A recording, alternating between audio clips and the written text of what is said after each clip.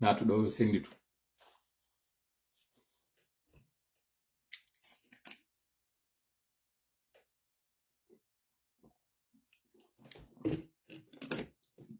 Senditane en ɗo sendite. Hakke ma ko mari ko yewtete hande miɗo mari ɓellere reedu.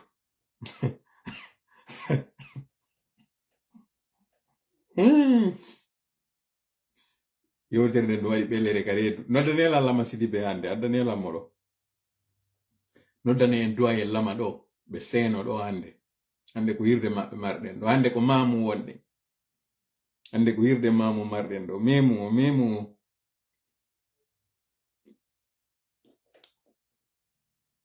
Sendite natuɗo o waɗanelan identifianelan ɗo kañum directeur Lama Sidibe ɓe seeno ɗo hirde nde wadde nde maɓɓe. Sendite moƴƴa hande nowru holtayi. Hande nowru holtayi. Mi torike on non tun to nangu yennugol dey. Taw yennu dey. Mi torike on mi yi video men mon posti on ɗo mi yi woɓɓe no ara to yennugol. Taw nangu yennugol jam fatu fes. Taw hawju dey identifianelan tun ɗo Ceerno Lama ɓe seeno ɗo. Boyngol ngal e ɓer ɗo. Hande.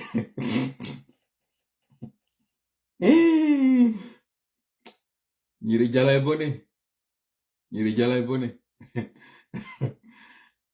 Hande na o moniɗo nde nyande ɗo woni arde joɗo yeso moɗon ɗo. Hande ɓendande walike. Nene jara ɓendande walike. Nene jara ɓendande walike.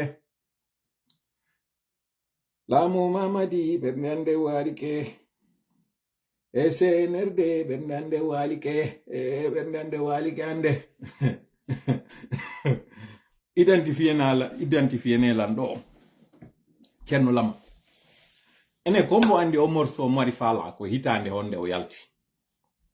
Windanelan ɗum ka commentaire ji ɗo mari fala on ko hitande honde mari fala yalti. En plus Carrefour no mamu inneteɗo Carrefour mari fala.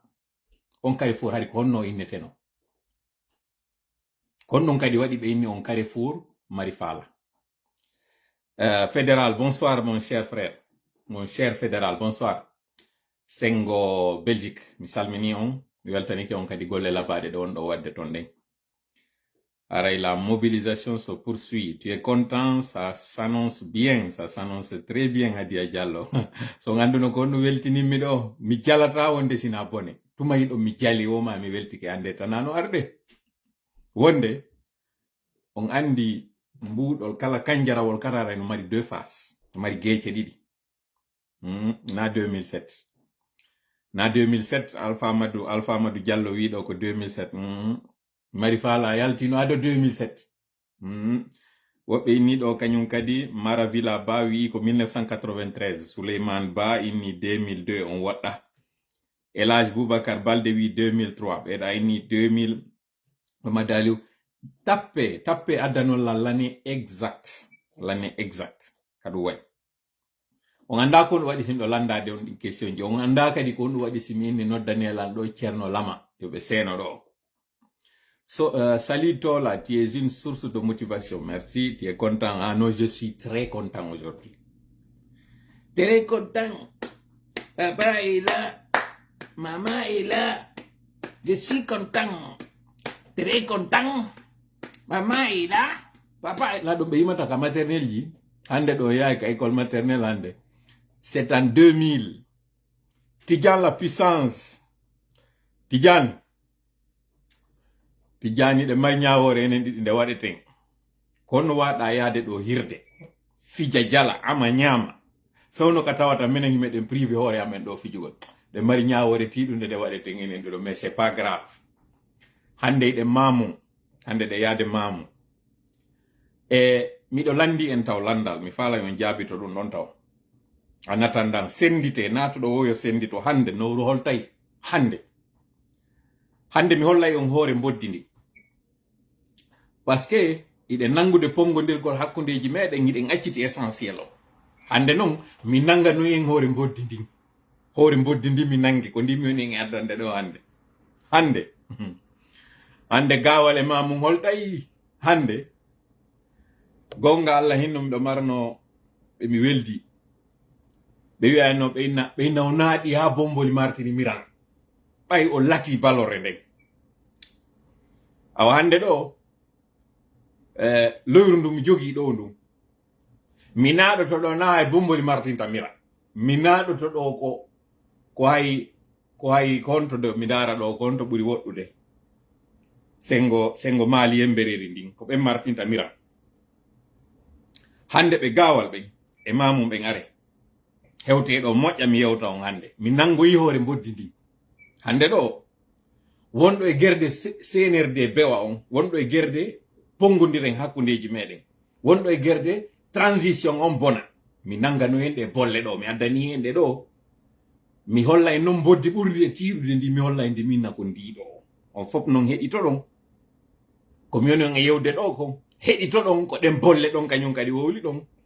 onon ko yiwɗon ɗo ko bukko e koye reno ɗon ɗo koko wonɗon e ɗum annodade ɗo e muɗum jam fatu en ɗo ɓe on ɗon attaquude elle non rien et c'est comparativement na kamɓe woni chef d'orchestre na jam fatu woni chef d'orchestre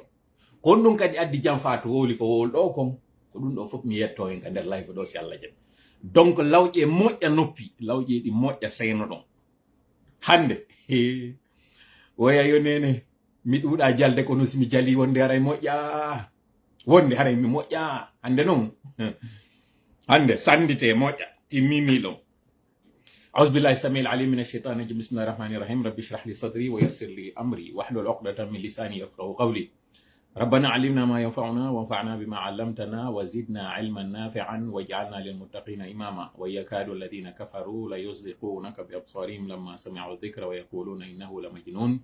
وما هو إلا ذكر للعالمين وما رميت إذ رميت ولكن الله رمى بل نقذف بالحق على الباطل فيدمغه فإذا هو زاحف ولكم الويل مما تصفون وقل جاء الحق وزهق الباطل إن الباطل كان زهوقا ما جئتم به السحر إن الله سيبطله إن الله سيبطله إن الله سيبطله إن الله لا يصلح عمل المفسدين وما هم بضارين به من أحد إلا بإذن الله وما هم بضارين به من أحد إلا بإذن الله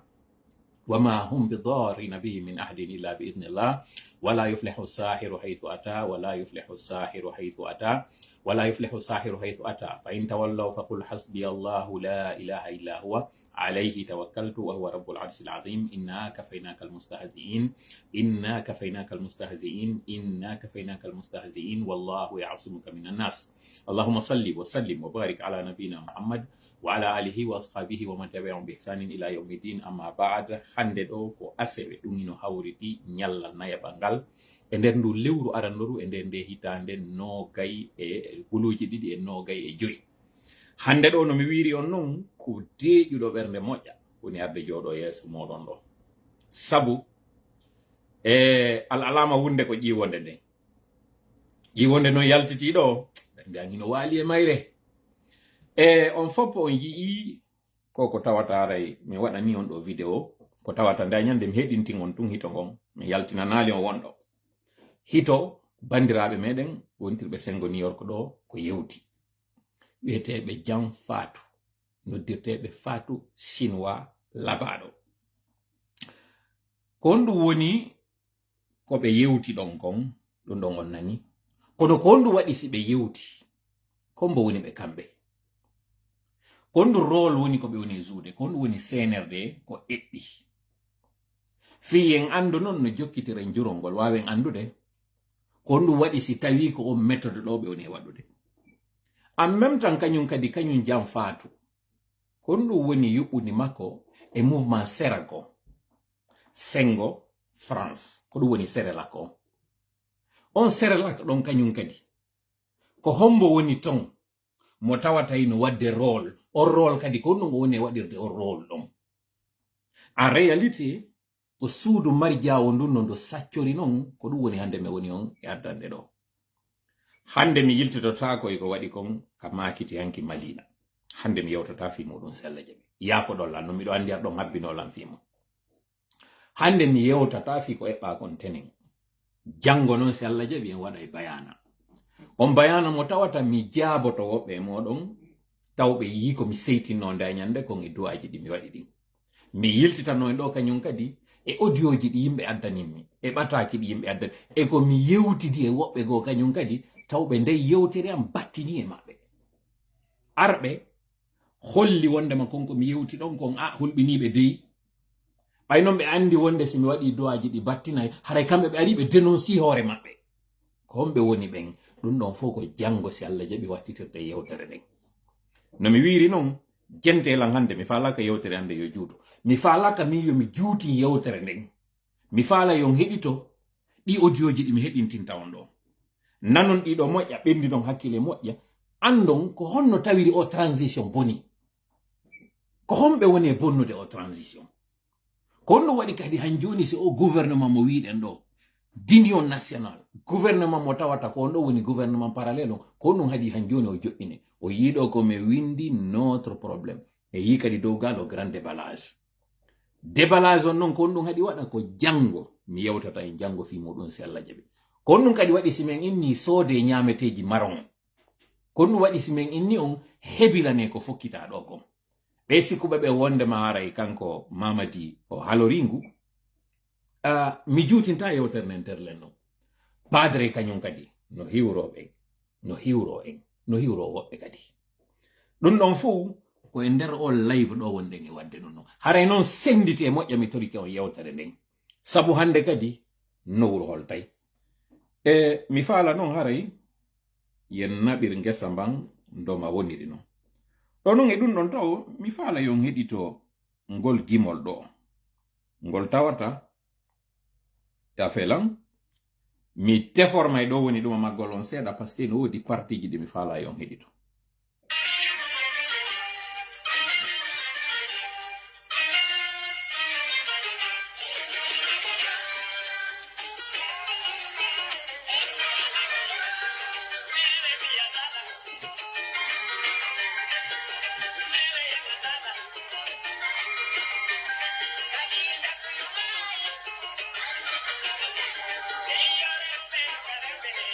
Pero creo que sí.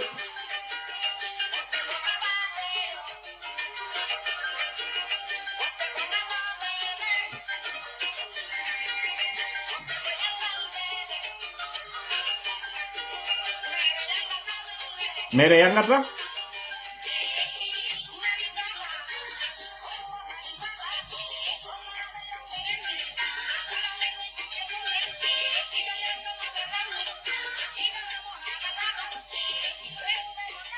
Creo que no, creo que.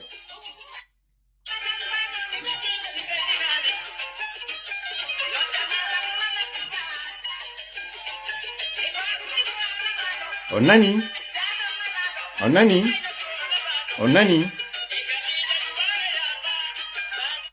Ko de inde ɗo mi falano yon heɗito. Ko de ɗo mi falano yon heɗito. Ɗon andi mi addata goɗɗo mi waɗira ɗon ni tun awamu yagal. Woɓɓe sikkay ko sama kala mi ari mi jooɗi ɗo o yi oɗo kañum kadi o fuɗɗike wadde awamu yagal makko nga mi yi déjà ga commentaire woɓɓe nara wiya ɗo ti danse bien na sayamgol ni kono ko weltinimmi kon ko mami waɗa heɗito ɗon o morceau ɗo kañum kadi sabu o morceau ɗo hino wacci inɗe ɗe tawata fewndo yaltuno ko duuɓi nogay e goɗɗum ɓaawo ɗo no fewndo o morceau yalti ça veut dire ɓe waccaɓe ɗo ɓe wacciraka mere goyi ɓe innay womo hakkilike ha yimama o tampata ha o maaya ko yimowo go wowli ɗum ga ɓay heɗitoto enen kadi yer heɗitotoɓe morceau ji min noon mi suuɗitora mi écoutay musique mi amay kadi mi suuɗitora joni noon no moƴƴi no boni na ɗum joƴƴinimi ɗo yewtugol fimu mi daginta mi harminta koko moni e wadde komi woni e wowlude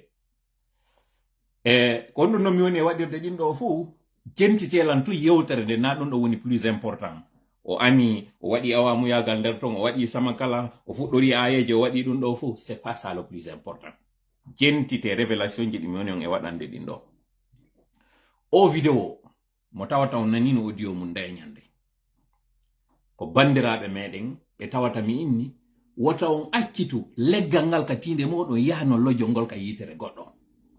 mi yeti en pullo fuuta on ko kanko sakki hoore makko wonɓe soñjude en ɓen ko wonduɓe meɗen tigi joni noon ɓeɗo wiyeteɓe Fatou chinois wattiraɓe ɗon kañum kadi jammaɓe labaɗo Mama Sidibé wacci kañum kadi miññiraɓe maɓɓe ɗiɗo e nder morceau goto on ça veut dire ko représentunoɓe goɗɗum ça veut dire ko hittiɓe nokkugo ko ɗum waɗi si a rewɓe nokka rewɓe ça veut dire na debbo wonɗo o woni kañum jam Fatou ko hombo no woni mo kanko ko honɗum o waɗi ha o wacca koye ɓeygure homɓe o iwi ko ɗum woni ko o waɗi si hande ɗo non o immo wola ɗum ɗo ko tawata yimɓe no yennirde mo ko ɗum mi faala yon jentita ɗo moƴƴa par ce que ndeɗa yewta dowru ndum fewtu kañum kadi kendare nde yewta sabu ɗen mari ellaji ko ɗin ellaji noon mi faala yen ɓendin hakkille muɗum ndare moƴƴa mi précisa ɗo non ko moni e wolde ɗo kon mi yaafino taw e maɓɓe kamɓe ɓeygure nde sabu mi naatay hande ɗo e vie privé maɓɓe komi woni noon naatirde e vie privé maɓɓe c'est parce que ɓe yiɗi wonugol public ɓe yewti fi public o première précision oɗo kañum ɓeygure nden ɗon ɓeygure yetti jalloɓen ɗon ɓe gawal ɓen kamɓe ɗon tawɓe ɓen ko mamum ɗon ɓe jibina ɓe jandi ɓe yaafola kamɓe bandiraɓe no jeego taw ɓen hande ɗo ko jowo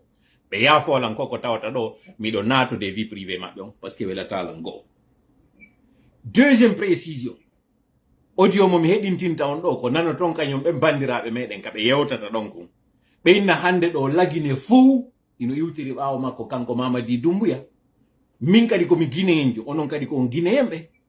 konko kañum jam Fatou wowli ɗon kon waɗi ko mami yewta fi maɓɓe par ce que ɓe wi ko guinéen fo alors que non ɓe jogaki manda am min ɓe disaki an kañum jam Fatou si ɓe yimmi ɓe yewti ko ɓe yewti ɗon ko deuxième précision kowoni e wadde mi yewta fi maɓɓe e ɓeygure maɓɓe ɗen troisième précision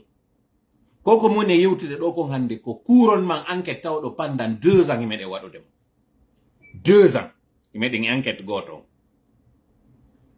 ko ɓay noon hewtiɗo ha min gayni hande kadi hendade information ji ɗin fop dajande mi wolna noon hay wonɗo min no tun jentiteɓe bandiraɓe ɗo minni si ɓe wi kañum kadi wonde makko ko ɓe ñamata kon États-Unis ko ɗum ɓe ñamoye lagine min on anda kono ɓe woni ñamude on anda aw hande ɗo noon ko résultat ɗin enquête ji fof sakite moƴƴa yewtere nden par ce que nde ɗo mi faala e nde hewtu ni ka on ba ni live an on naɓama goyi ka nder plateforme maɓɓe kamɓe Serelak on goɗɗo yeeti kelan ɗum ɗo ni hewti ka Serelak on fewnɗo ni Serelak on France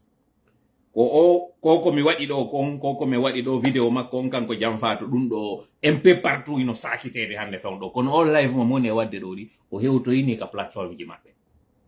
donc sendite ha hewta mo kala anda quel rôle mo kala woni e waɗude donc troisième précision on no mi wiri noon o enquête ɗo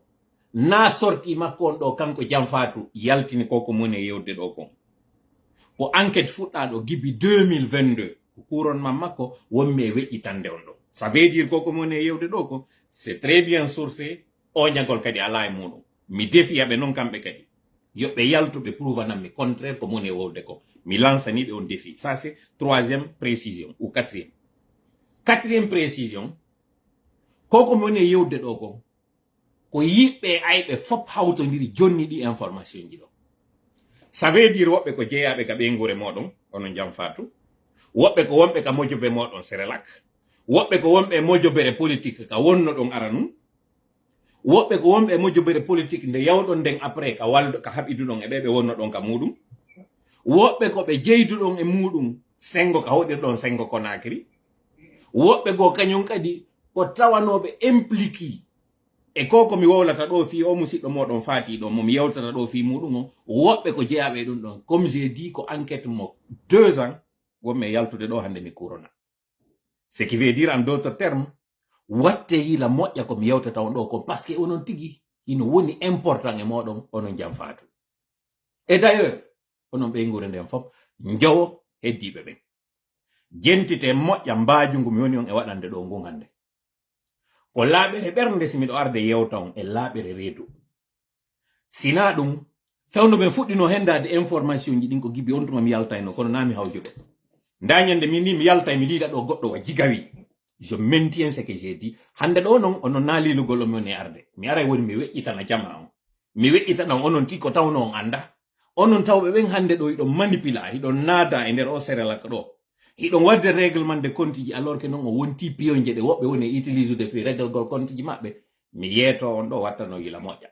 ɗo yon gayno bonnude jiiɓon ko tawayno ino wawa moƴƴinade ça c'est la 4e précision 5e et dernière précision ɗi information ji ɗi mi woni e jonnude ɗo ɗi mi faala onon kadi tawɓe ɓen ko e mommi woni e yewtude si on tañƴinike ko mi wowli ɗo kon na gonga yalte onon kadi riposton jonnon non le contraire de mes informations ɗi moni e wowde ɗo ɗi wota on sikku non fes goɗɗo joni lan information mo tawata so ndaari par exemple on innay ɗo joni a waray certainement ko goɗɗo jeeyaɗo ka nder frappe ko on ɗo yalti wowli ɗum ɗo jamais o enquête ɗo no gasa sino woodi anduɗo fi ɗum ton e nder frappe on haray ko goto ma ɗiɗo goɗɗo e maɓɓe d'ailleurs n'est plus des nôtres je vais vous lire ça très simplement mais la personne se reconnaîtra les autres goto anda donc mon e wolde ɗo ko ça n'engage que c'est lui qui a mené l'enquête donc autant liyiɗi ɗum ɗo fes e nder frappon ko mon e yaltude mi wola ɗo kon ɗi révélation ji ɗo comme j'ai dit encore une fois ko parce que jam faatu wi'i lagine fo hande ino yiɗimo kanko Mamadi no yiide ko woni e wadde kon o daw taw trêve de bavardage faala en jenti to yewtere nde nanon nde o wowli nde on tuma noon so nani ko wowli ɗo kon en fokkitira e ɗon gibbi ɗon par ce que ene woodi woɓɓe no kasare ɓe nanali nde yewtere fewno nde waɗano mi waɗa nde ɗo heɗitoɗo ɗon moƴƴa kañum jam faatu ko wowli ɗo kon donc aray tuɗe noppi juutagoy ko 1 minute e quelques secondes en yii golle Mamadi Doumbouyaɓe na fi ko Mamadi mayi mo laɓa mayi mo foti mayi mo juuti woɗɗe mo jokkirde ko fi golle makko ɗe haray miɗo wettani jama on fof en fof meɗen walliniren wallagine hande lagine fof no ɓaawo Mamadi Doumbouya lagine fof enen kadi fi won ɗum iɗen Amérique ɗo e wonata ɓaawo Mamadi Doumbouya awa ɓeyden immagol darto wone ɓaawo Mamadi Doumbouya enen kadi e ngarɗo ha o ƴetta laamu ndu ñande o ronki o jomna e sagata goo kadi onnon kadi si ronki jomna sagata goo kadi nani oɗum ɗon faala en immoɗen daroɗen dattoɗen wallitoɗen ɓe lagine enen diaspora wonɓe ɗo ɓe se yimɓi ken walliɓe ko hoore men walluɗen na kamɓe walluɗen ɓe ko hoore men sa yehi ɗa walade ley climatiseur iɗa walade courant no woodi iɗa yaade soda ñamete ko faalaɗa nata e restaurant labaɗo yaha makiti ara iɗa welti soda ko faalaɗa ara defa ko ɗumande kay ɗaɓɓataɗo ala iɗa Amérique ɗo ko ɗeƴƴata o ñamete komi ñamata Amérique ɗo ko ɗum mi ñamoy lagine awa immoɗen daroɗen wakkilo ɗen jokkol Mahamadi yaha sey aɗay wettanike on fof ambassadeur on haray jokke Mamadi Doumbouya nani raɗɗoɗen ma o yalta ka pale haray ko ɗum woni ko jam faatu woni ko holli en ɗo ko mono woni jam faatu mi faala taw haray artitade ɗo e quelques informations préliminaires go'o goto mi faala e yewtu fi Mamou mi landinoke en ɗo ko on ɗum woni inde nden Mamou mi heɓano goto jaaɓen ɗum ɗo fof ko preuve ji mi woni on e jonnude ko tawata ko golle ɗe garɗe jokka siɗɗo anno ngay goto tawaka e menugol o enquête siɗɗo an ay goto kala kadi jomodirɗo e an tawaka kadi ay goto jonnugol information o enquête d'ailleurs no tawa ko retardini o enquête sabuji ɗi mi accuno ko woni ko nde yaltande makko ɗo waɗi hande kadi noon min accéléré noon joni debalugol ngol noon fof min hawtidiri fof noon ariri hande kadi wasi a taƴi baya no koɗe ɗe yanirta noon ko noon woni se ɗum ɗo accéléré mi waɗa on précision ɗon kañum kadi momi yeggitayno ɗo Mamou hari inde nden ala Mamou saare nden tigi nde wonɗon e yiide ɗo hande ala fes ko invention coloniale woni nde saare Mamou hari saare Mamou nde ala few hari ko woduno ko kuumi hari ko ɗo wonno saare mamum nden ko kuumi ɗo wiyeteno e ngala natude ɗo ande histoire on kon ɗum waɗi ɗon inna kuumi mais ande tun on laptan waɗaɗo ɗon laptan waɗa sengo takko kuumiri ndin non ko du'aji ɗe yimɓe kuumi waɗuno ko tawayno hari nyawdoɓe nun no kuumi ɗon ɓe inna non say ɓen kuumi ma ɗum ɓe inna ɗon ka cernoɓen kuumi nyawdoɓe nun ɓe marno andiranoɓe nun nyawdirgol ceɓe fina tawa ɓe tawayno hari kala ko ineteno nguuro si goɗɗo eno maro kala ko inetene nawnari ɓuddi ɓuuri e nguuro hari ɓe nyawdayno donc sabu du'aji ko ɓe waɗuno ɗon kon nden nokkure kuumi ko ɗum waɗi si han joni nyawdaɗol e nyawdale woni ko nyawdale porto woni ko nyawdale ɓare no ɗon han joni ko ɗo woni saare mamum nde joni noon ko honno mamum créira ko sabu colonisateur ji on fiyo darto timbo ka tawata almami on ko ɗo wonno porto français ji on ɓay piridi e Boubacar Biro piridi almamiɓe meɗen ɓen ha wawiɓe folude fuuta hande kadi yani juuɗe maɓɓe ça c'est de l'histoire o taari kam yoni en e waɗande ɗo jentite moƴƴa waɗi ko honɗum wonɗen fokkitirde ton andon noon ko honɗum waɗi si mamum no duwa watta ndiila moƴƴa ɓe anda déstabilisation fuuta on si ɓe wattanayila l'histoire encore risque de se répéter ɓe anda ko honɗum woni ɓe kamɓe tigi mamum ko honɗum woni valeur maɓɓe on hara ɓe jaɓali goɗɗo iwa ka iwi ara jiiɓa tunina inde mamum nde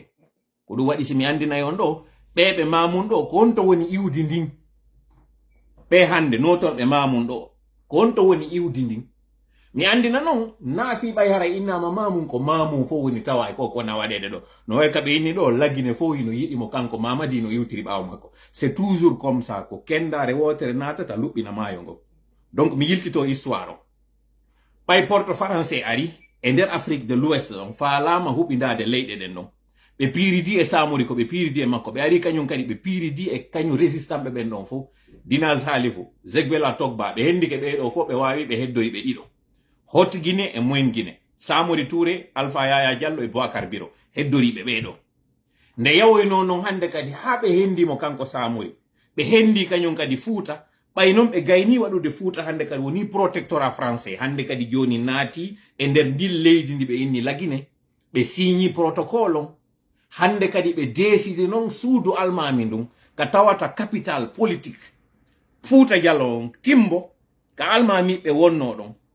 ɓe décide ɓe créude saare goo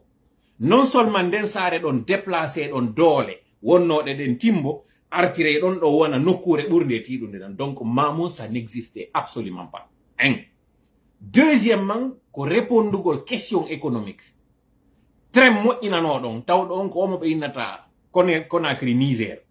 wonnoɗo yaade on ha hewtoya kankan feƴƴoya kankan ha natoya Mali Bamako yeyiroya non e coloniji maɓɓe ɗin ɓe waɗi are makko on ɗon ka saare mamum ɗon ɓay non tre ɗon waɗama ɓe waɗi ɗon non kañum kadi gouverneur on kañum kadi porto on gouverneur jo wawa wondo ɗon o ɓe waɗi on kañum kadi résidence makko on ɗon ɗum ɗo fof ko honɗum ko fiyo hakkille jama on iw timbo ɗe foppa ɗe artira sengo mamum ɗon jon non inde mamum nden ko honto nde iwi ɓay tun tawi ko almamiɓe ɓen to wona gerdede fimo fi maɓɓe no ɗanninire portojo on landi o inni nde saare ɗo ko honno wi'etende ɓe inni ɓay tun ko piiridugol e almami on tawata ko o noddete e arabu ko imamun ko almamijo on wi'eteɗo imamun on ɗon winda inde nden ɗo woni saare imamun ka tawata almami faalaɗo déplacé de to on ko ɗon wona e addede porto on itti i on windi mamun si a itti kañum kadi mun on imamu hara ko pulal wonɗa e wolude imamu on ko ɗo woni saare imamu on si a itti i on ko heddoto ko mamu so ndaari kamɓe ko mamu ɓe windi ka français kono enen nodden imamu donc ɗum woni saare mamun nden ko imamu ko mone wolde ɗo ko noon no woodi quartier e nder mamum inneteɗo quartier almamia on ko sabu almamiɓe ɓe ko nden saare ɗon ndun ko on quartier ɗon woni quartier ka tawata à l'image de Conakry ka inneteɗon quartier almamia Mankepa mamum kañum kadi sifano porte o waɗirno noon ka presque il kalum wiɗo almamiya wiɗo mankepa mamum kañum kadi no mari ɗin quartieji kayinnete hoore fello kayinnete loppe kayinnete wano ɗo mi landike on Carrefour Marifala ko honno ɗo wi'ete no Carrefour Marifala ko innete no ko umpi wiyete ko umpi ɗon hari wiyete no si ɗon jentiti morso makko on kanko Lama Sidibe o wima e nokkugo ha o inna min ko umpi jeyrami umpi ko ɗo woni inde nden nokkure on Carrefour ɗon hoore mamum on ɗon kun Carrefour on ɗon ka wiyete umpi ɗon ko honnon wi ɗon umpi ɗum ɗo mi jonni on onon kadi devoir yo yiltito ton ma wano wiwgol Tambasa wiwgol Kimbeli ko hinde soso ma Ketaya justement parlando Ketaya kañum jam faatu ɗo modi makko ko wi'ete no ko Ibrahima Keta jammeteɗo ɗum chinois konno waɗi si ɓe inni mo chinois ko honno tawiri ko Keta o yettete kanko on wiyetenoɗo Allah hinno Ibrahima Keta ko Ketajo maninkajo mo Serlen Sigiri ko Ketajo Jalunkejo ko Ketajo Konakiri kombo wonnomo kanko Allah hinno koto Ibrahima chinois poɗe moƴƴan noppi kañum kadi jam faatu wara moƴƴa o heɗito ko moni moye wowlande ɗo kon fiyo ɓendin hakkille mum o jentito o anda na gaño makko ari jooɗi yewtugol ko falanaɗo mo moƴƴere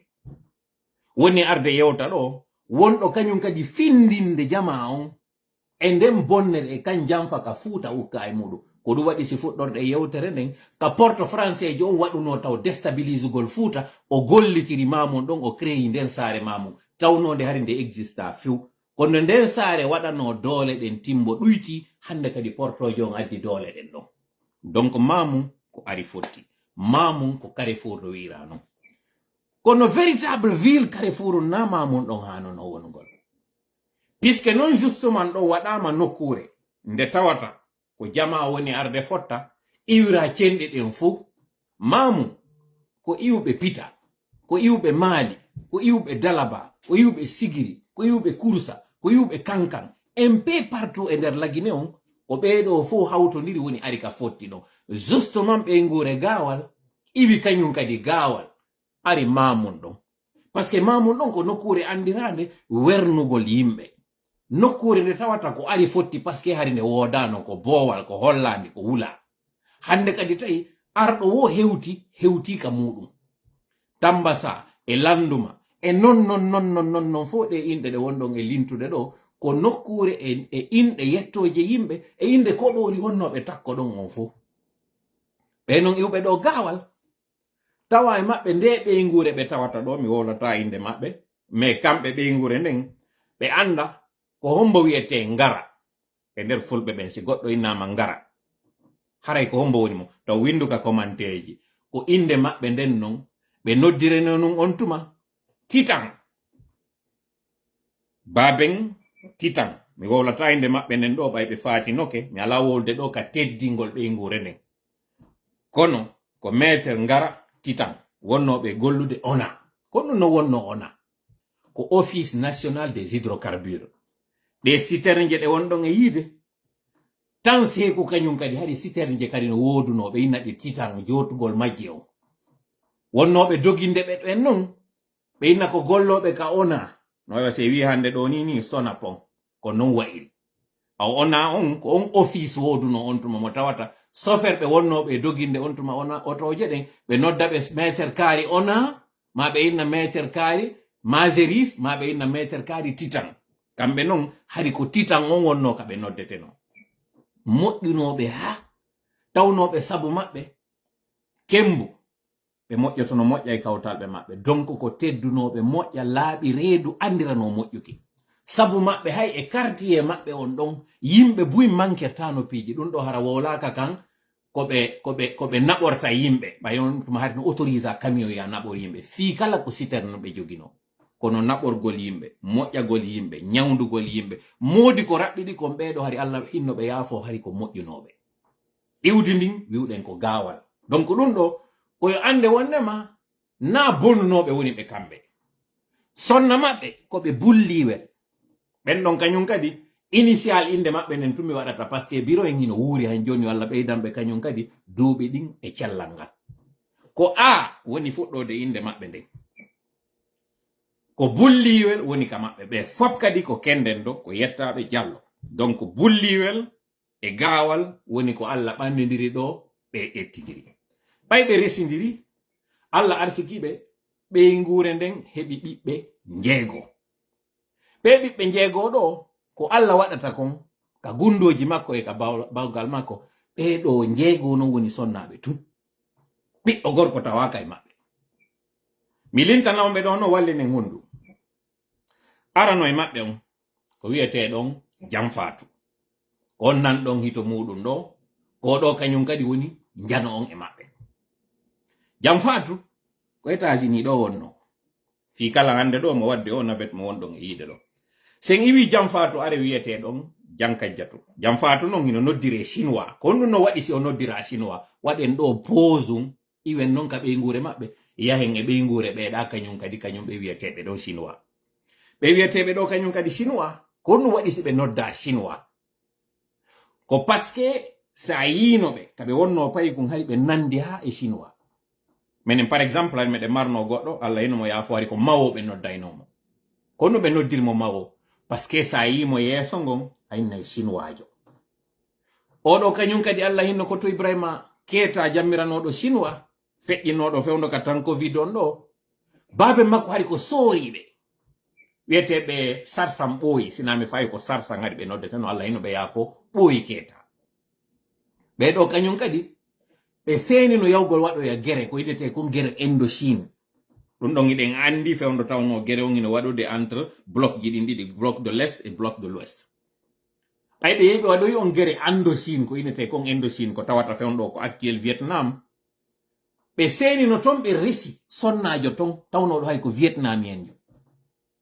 o sonnajo ɗo woni ko jiidaniɓe o wiyetenoɗo ɗo Allah hinno ko to Ibrahima Keita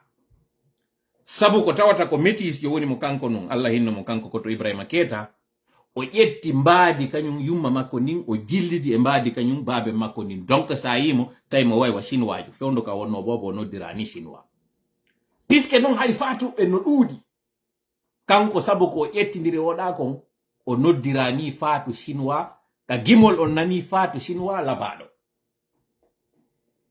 ɗum ɗo ko entre parenthèse tu waɗoɗen fiyo ande e ɓeygureji ɗo ɗiɗi joni noon mamum no woodi ka innete Keitaya kono wini ɗon kañum kadi Keitaya ɗum ɗo kañum kadi ko devoir moɗon ono wonɓe wadde ɗo wonɓe darde lanka live ɗo yon jentito arten non continue non arbre généalogique on ɓeygure maɓɓe nden kamɓe ɗo Jamfaatu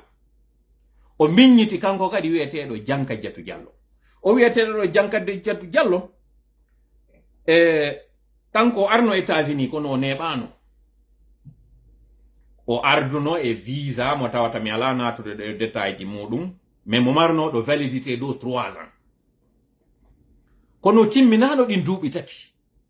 o hooti o yiɗano ko goɗɗum go waɗiti ko honɗum go yantiti ala natude ɗum ɗo juutine kanko wiyeteɗo Jankajjatu ɗo o miññiti wiyeteɗo Jarrugi ono wiyeteɗo ɗo Jarrugi ko neɗɗo mo tawata je tire sabu makko hari miɗo retardini o enquête mi andina ɗo noon min e makko hayde wotere mi yewtayi par contre kamɓe jeegoɓe mi lintata ɗo ɓe mi yewtidi goto e maɓɓe c'était en 2022 pour vous dire enquête on si mi yeetike on ɗo pendant duuɓi ɗiɗi enquête on ino waɗude miɗo andi ko on ɗum woni komi tippi kanko o Jarrugi ɗo mo mari moodi wiyeteɗo monsieur Balde ɓe fof ɓe jooɗi Canada dow ɗo goy wotaɓe maapo wotaɓe hulu na kamɓe moni e yewtude fi muɗum ɗo mi jonnay tu woni taw caractéristique et composition kañum nde ɓeygure nde moni e yewtude ɗo o yiiɗo ha tato on ɗo ko sonnaɓe tun woni komi yewti ɗo fimo on ɗon kañum Jarrugi ino miññiti kañum kadi wiyeteɗo Nene Galle ɓe gandi no mamum ko Nene Galle e baba galle jaja en baba en ko to en ko ɗum ɓuuri ɗuɗude to ko ɗum waɗi simo mamum ñawlike makara wata yettirde par ce que sa ari ayni ko Nene Galle wonɗa ɗaɓɓitude ɓeygure nden fof ko Nene Galle sina Nene Galle o ko baba galle ko ɓen tu woni nder ton en tout cas de toutes les façons oɗo ko Jang Husay o wiyete Jang Husay ko neɗɗo kañum kadi tawɗo ino waɗi doyi kanko e mo États-Unis ɗo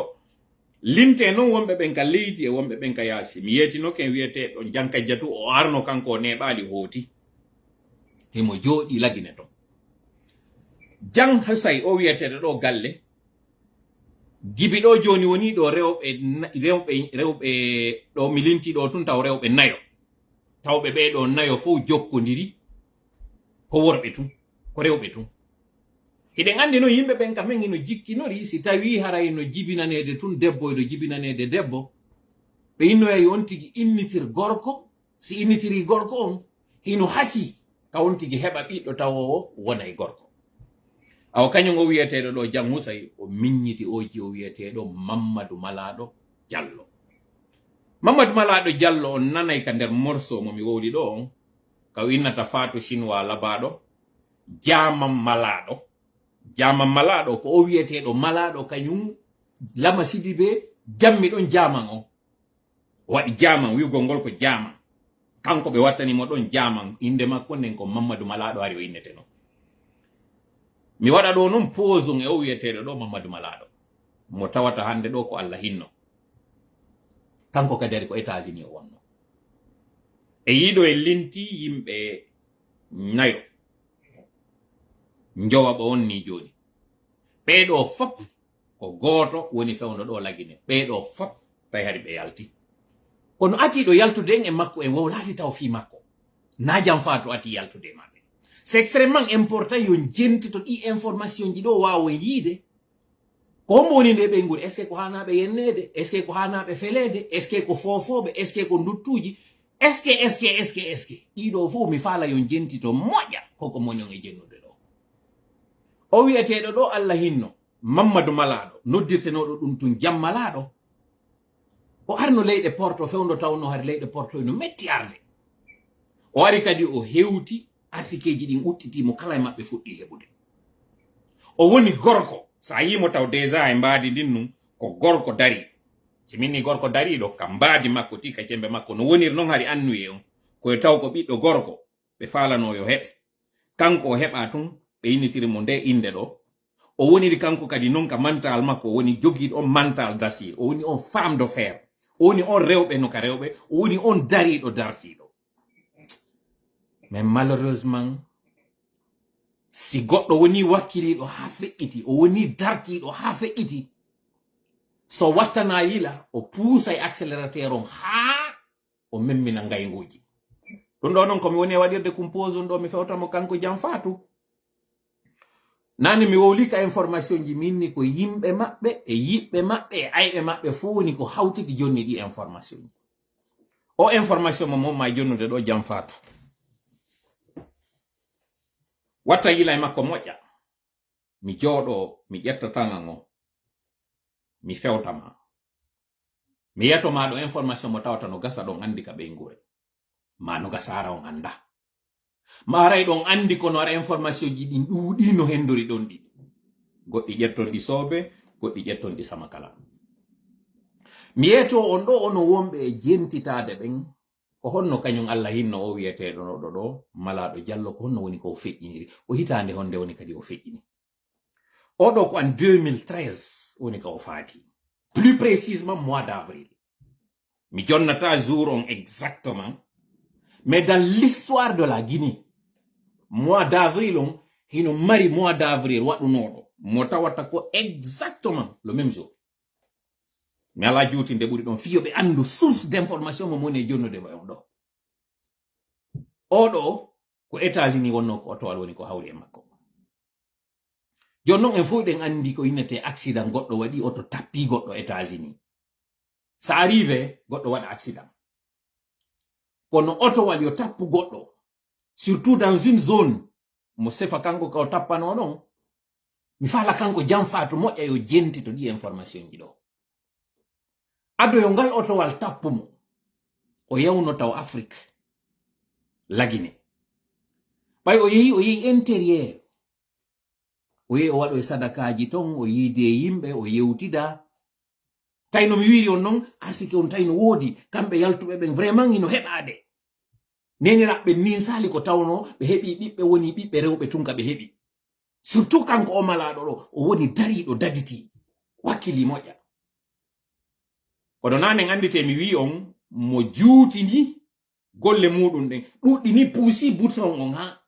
o duɗɗoto himo iwtude intérieur himo e otowal o ari ha entre kindiya maamu woɓɓe inni ko entre kindiya koya coongi fiɗimo na de ñaaki na dendilawi na kañum kadi taranewi o ñuungi pardon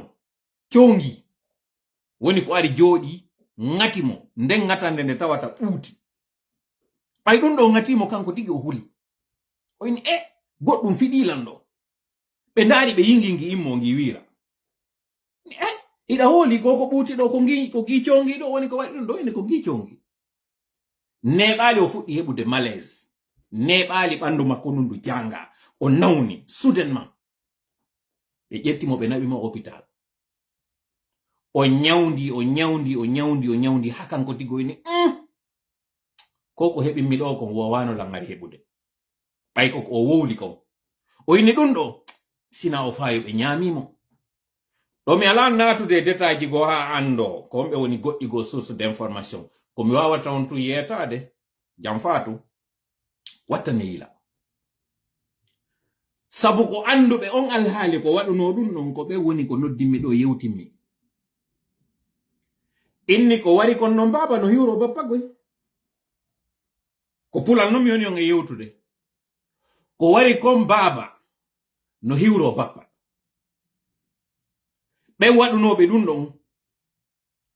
na ɗon tumɓe fondi ɓe darotogo e onon ɓeygure nden mi ara ɗo non mi iwa ɗo mi yaha non e hikkuɗo ɗon on mo on ɗon miññiti on kañum kadi par ce que hande o ko on mari probléme on goy on ɗon non ko onno innete kanko ko nene fuuta ɓe noddata mo nene fuuta woni toolajo on ka maɓɓe nene fuuta ko onno innete ko Adama Diallo Adama Diallo non kañum ko France woni e figurez-vous ko oto soko ɗo kadi ati yaltude maɓɓe ko oto soko ɗo woni toolajo on ɗo ko on ɗo yiide ɗo hande dikkuron hino yewtede ɗo fi muɗum toolajo on ko woni sabu argol maɓɓe ɓe fof oɗo kañum o yaltino Afrique dans le début des années 90 entre 91 92 sterlen non fewndo tawno hay pecce ko hari fewndo tawno pete ko kecce fewndo tawno ari sa arino leyɗe porto ino weli fi ha heɓugol ɗuma onon ɓe wonɓe arde ɗo je vais vous bannir parce que on ari on naati ɗo wonɓe wiide ɗo la vie privée des personnes il faut les respecter na leçon de morale on ɗo so darno kadi vidéo on fewndo fuɗɗi mi fuɗɗorno taw adorde ɗon argol ɗo jonnanmi leçon de morale si ɓe falano vie privée o maɓɓe woni ɓe woneno ka vie privée woni ɗon ɓe jogoɗo wondema ko vie privée ha o ar ɗo on ɗo mi bloquimo goy parce que na e ar ɗo a anda ara tun ukka e goɗɗum jumpoɗa nder ɗo anyway ko information mon e jonnude o wiyateɗo ɗo nene fuuta ko ɗo ati yaltude maɓɓe dans les années 90 11 12 terlen non o jomba ka wiyateɗo shérif o wiyateɗo ɗo shérif komo kindiya fulɓe kindiya ɓen très gentil très poli law o heɓi dewgal o woni kanko mo tawata o fijaali o wonali on andiraɗo borjugol donc annenmo ɓeygure maɓɓe nden ko ɓeygure nde tawata ko andiraɓe peewal ko andiraɓe nunɗal ko andiraɓe wakkilagol en tout cas e yer information ji ɗi men heɓi ɗi ko ɗo woni kañum kadi ko walli luttu en fap ɓeymi ɓe ariri non doy jam faatu ɗo kañum ko ka milieu des années 90 entre 95 96 ko terlen ɗon kanko immi wari ngi bruit ngi wonɗo yiide mo waɗa ɗo fap atiɗo arde maɓɓe on walli luttuɓe fof kañum kadi ko o wiyeteɗo ɗo kañum nene galle wiyeteɗo on ɗo nene fuuta ɓeyno yewtuɓe lanɗa fi jaaja makko kanko nene fuuta kañum yewtuɓe lamɓen fi makko ɓeyni hande ɗo kure ɗen koye makko kanko on wiyeteɗo ɗon nene fuuta ɗo ko yoɓɗe makko ɗen ɗon e fewtina kanko Adama simo jentitila mo darde o live ɗo yo andu waɗunoɓe ko waɗuno ɓen on tuma kañum kadi ino huuli ɓe ngure nden ko kanko non nene fuuta ɗo ko kanko woni ko fewta ɗon e muɗum mais c'est une femme très discrète min naɓana en ɗo non kañum kadi posum bo on daari événement Serelak ko feƴƴunoɗon pari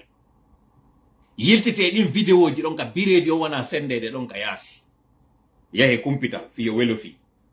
ndaron vidéo ji ɗin ɗon événement on fiyon wawa andude wonnoɓe jinduɗo ɓen ka yaasi ɗon no ɗon goɗɗo mo ɓe wolata fi muɗum inneteɗo nene fuuta on wiyeteɗo nene fuuta imo ka nder vidéo ji ɗo une femme très galante ko ɗo no wiyeteɗo nene fuuta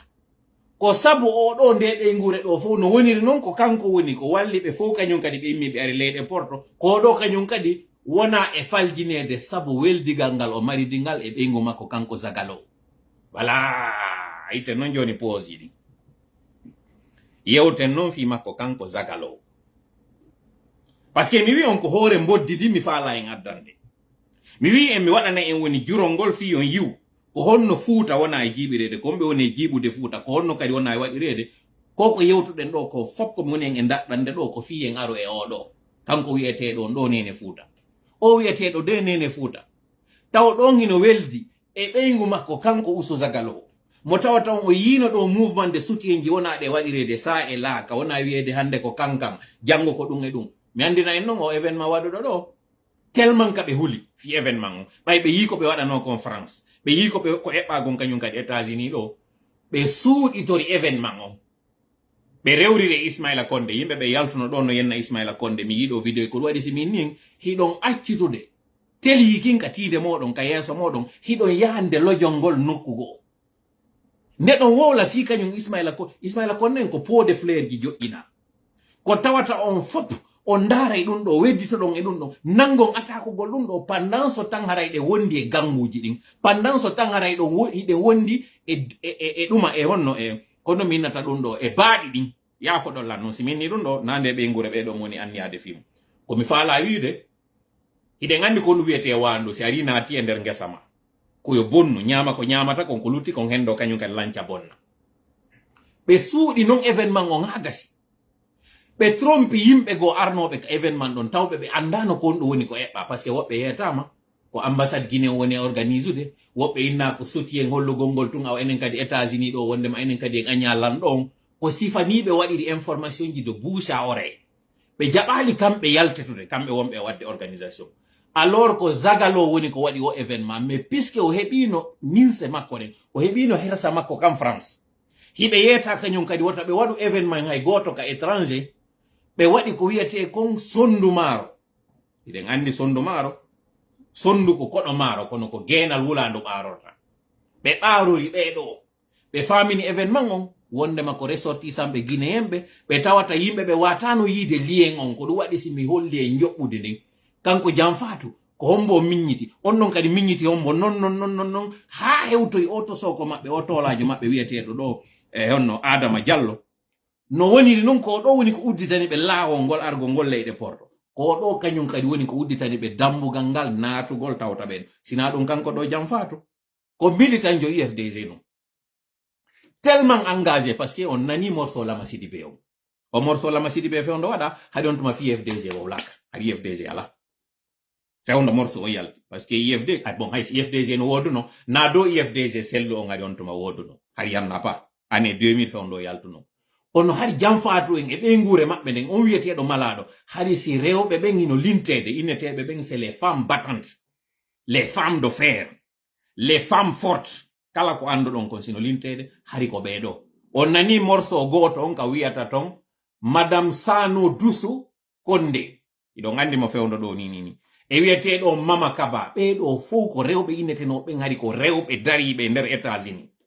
tawɓe ɓen gorko fus ɓurdaɓe wari woɓɓe maɓɓe hino dari hino mari feere hino wakkili ɓuri worɓe go ko ɗum waɗi simi waɗani on o parcours ɗo fof donc na dugula neɗɗo nun na jaasuɓe woni ɓeɗo kañum Jam Fatou ko woni si goɗɗo jaasinama trompama o watti ɗon kañum kadi moneji ɗi o mari o bonnayi donc mi yiltito e makko kadi kañum Jam Fatou yewtugol mo o anda hawre nde o heɓini nden e IFDG ka tawi o yehi ton ha o sonkidi woɓɓe maɓɓe o banti goɗɗo ton ma goɗɗo o yennimo bantimo ala kulli haal no woniri wo kanko UFDG ɓe waɗi divorce total ɓe haɓidi tawi noon o ittino mo waƴa mbuyɗi tawi mo tawano e ɓen mobilisoɓe ɓen tawi mo tawano e ɓen innuɓe ɓen Modi men yanganike o parti o heɓi mettu ɓernde o heɓi injustice ko tawata woɓɓe wowli goɗɗi go e hoore makko ɗi tawi welalimo gere waɗi nder ton o yalti hande kadi ka parti o décidi non kanko kadi o yaayi on parti mo tawata o ittoto kañum kadi UFDG moni donc ande ko faalaɗo ittade Alaji Sello e UFDG e communauté o moni woni mo kanko Jam Fatou ɗo est ce que non mo ittude moni andi ton ɗo non balɗe no feƴƴiri ɗo mɗo wowlande on misana on minni kala ko waɗira ittere moni ko moni sakkitorta ɗum ɗo fof ko mi woni on e jonnirde ko andi ngol on wondema ko mi woni e wowlde ɗo kon na ko wona inventede ko mi woni e yewtude ɗo kon kañum kadi koko seɗa sennidira siiwa siiwita ha ndenndi ndin heɓi mi woni on e yettade Jam Fatou mone mo heɓuɗa on ka UFDG sa sikki ko on mone wonɗa ittude hande ɗo ni sikkuɗa wondema koko wonɗon yaade ɗo wallito zagal o konko wonɗa wiide sa yi leyɗe porto a yehi Afrique koko wonɗa ñamude kon États-Unis ko ɗum ñamoyta ton mi yiltito ɗo non e dese Modi ma o mi ala natude vie privée ma o moƴƴa Jaja j'ai du respect pour toi malgré ko wolɗa kon ɗo fof mi arata mi yewtire oyre mi arata mi yewtire yawre mais attention fewno Modi ma feƴƴini fewno ka Covid on ɗo 2020 hari on to de wonɗa ka wonnoɗa ton hari konno nde wonnoɗa e waɗoyde ton konno wonno rapport maɗa on tigi e kañum Allah hinno Frère Ibrahima on mo wonɗa wiide fièrement notorade ɗo hande jammore makko ɗum ɗo c'est de toi à moi en ala natude ɗin détail ji ɗon ɗin ɗon e weƴƴitataɗi ɗo sur les réseaux sociaux par ce que minni ko wajagol ma mi ari ko yewtugol ma yewtirama kadi teddungal pourquoi ko honto wonnoɗa fewndo kanko feƴƴini ka yawnoɗa ton kañum kadi hari ko ɗum naɓunoma ton donc accu fi Allah jaaja yandi sabu non ino tongoy no miniri non miñiramo wiyeteɗo Ruki ha hande me yewtade kono mi nani halaji moƴƴi e hoore makko e Modi makko ɓe wiyeteɓe monsieur Balde wallahi noon hay goto e maɓɓe mi yewtidali wallahi ko moni e wolde ɗo ko ma hay sino gasa mi yewtidi o wiyeteɗo Balde haray puisque mɗo mari admirateur ɓe mi yewtidi kono mi andali kamɓe ma o wiyeteɗo ɗo Chérif Diallo kañum kadi mi andamo si miɗo andimo kañum kadi ma ara ko admirateur jo mi anda mi jonnay o woni information ji ɗin tel que no mi andiri ɗino haray Jam Fatou mo juutini loyru gaño o ƴuppay giɗo waaju angon ɗo ko e mon on tato woni e yaade kañum nene galle jamnin galle kañum nene Fuuta e an kono ɗo tato mon e yewde fimo kono no waɗi simiɗo yewtude onon ɗo tato ko haala public ni j'ai beaucoup d'informations vous concernant beaucoup koko mi weƴƴiti ɗo kon ce n'est que le point de l'iceberg mi natali e détail d'ailleurs goɗɗi gono to mi maki yiɗi pour que ça passe parce que ko premier avertissement mi yalti ɗo fimum ko mi yalti ɗo ko hande fimum comme j'ai dit encore une fois ko mise en alerte je peux aller au-delà je peux donner plus mais non j'ai du respect pour vous miɗo teddini o moƴƴa parce que parcours moɗon on ko parcours tawɗo ça force le respect et l'admiration surtout o wiyeteɗo Adama Diallo ɗo mo andi goye me yewti une fois elle sait mo andi kadi wonnoɗo sabu me yewti on en 2022 je peux même sortir le mois et le jour ñande me yewti nde elle le sait mais ɓay mi andoyi qui elle est parce que mo andi kadi dans quel cadre me yewtuno elle le sait mais je suis pas de nature algol dévoila ɗo piiji ɗi mi waddata yimɓe mais haray nene Fuuta na mere noddiraɗa nene Fuuta on ino e ma moƴƴa taw wonu sabu Fuuta bona wota geru Fuuta geru non fuutina woɓɓe kono ta geru fima Fuuta si minni non Fuuta hiɗa andi goɗɗum sinnama ɗum ɗo fuuti ta geru fima Fuuta mi toro Allah kañum kadi yo Allah hinno yaafo kañum Allah hinno jammalaɗo kala ko acci kon kadi ɓaawo yo Allah dankanomo okkora mo barki mawɓen acca kañum kadi biro en e nder cellal hisina ɓe moƴƴa yanganeɓe moƴƴa wota wonu sabu ɓe yenne wota zagalo tawɗon o yoolike wota o yoolo ɗon sabu ɓay ko a sere an nene Fuuta e kañum ɓeygu zagalo wota wonu on ƴetteteɗo jungo muɗum nangire boddi ndin wota jaɓu okipo moƴƴa e foye maɗa okipo moƴƴa e ɓiɓɓe maɗa ɓe hiɗa marana teddugal moƴƴa no min tigi miɗo marama teddugal moƴƴa parcours ma mo waɗɗa on ko laaɓere reedu mi on ma yewtirde comme j'ai dit ko wonɓe impliqué e konko waɗuno ɗon e kañum jaajama malaɗo ko ɓe woni woɓɓe ɓen komi yewtide e muɗum mi haɗanama ɗon non eɓe inni non ko wari baba kon hino hiwro bappa mi yewtima ko a pullo hiɗa andi kañum kadi difficulté ji yoɗe wonɗa traversude fewndo ɗon hiɗa andi non ko sifa ɗin kañum kadi jaajama heɓuno o yawi non intérieur yawgol waɗoya fino sifa ɗin iwira hiɗa andi ɗum ɗon ha gasi ɗum ɗo mi jonnu on tun ko ɓe inta kon e anglais hint c'est à dire quelques indices mi yewtiri on kañum kadi ka goɗɗo yewta bandirawo muɗum an tigi adama iɗa andi innitiragol ma adama on an kadi iɗa andi na adama na inde debbo jogiɗa ɗum ɗon iɗa andi ɗum ɗon kañum kadi ha gasi donc s'il vous plaît accitemo kanko o yoolo weldigal ma ngal marɗiɗa ngal e tokorama kañum nene Fuuta wota ngal ɗo waɗu riska gurdam maɗa ɗam pour rien he ko affaire laamu ni ɗum na courde petit na won ɗo o arta naata e mum inna fijay no metti fi tu as une famille tu as des enfants tu as un époux malgré voilà accu concentro e gurdam maɗa ɗan vie silencieuse vie reculée vie heureuse yandi ko mbajumi waɗanma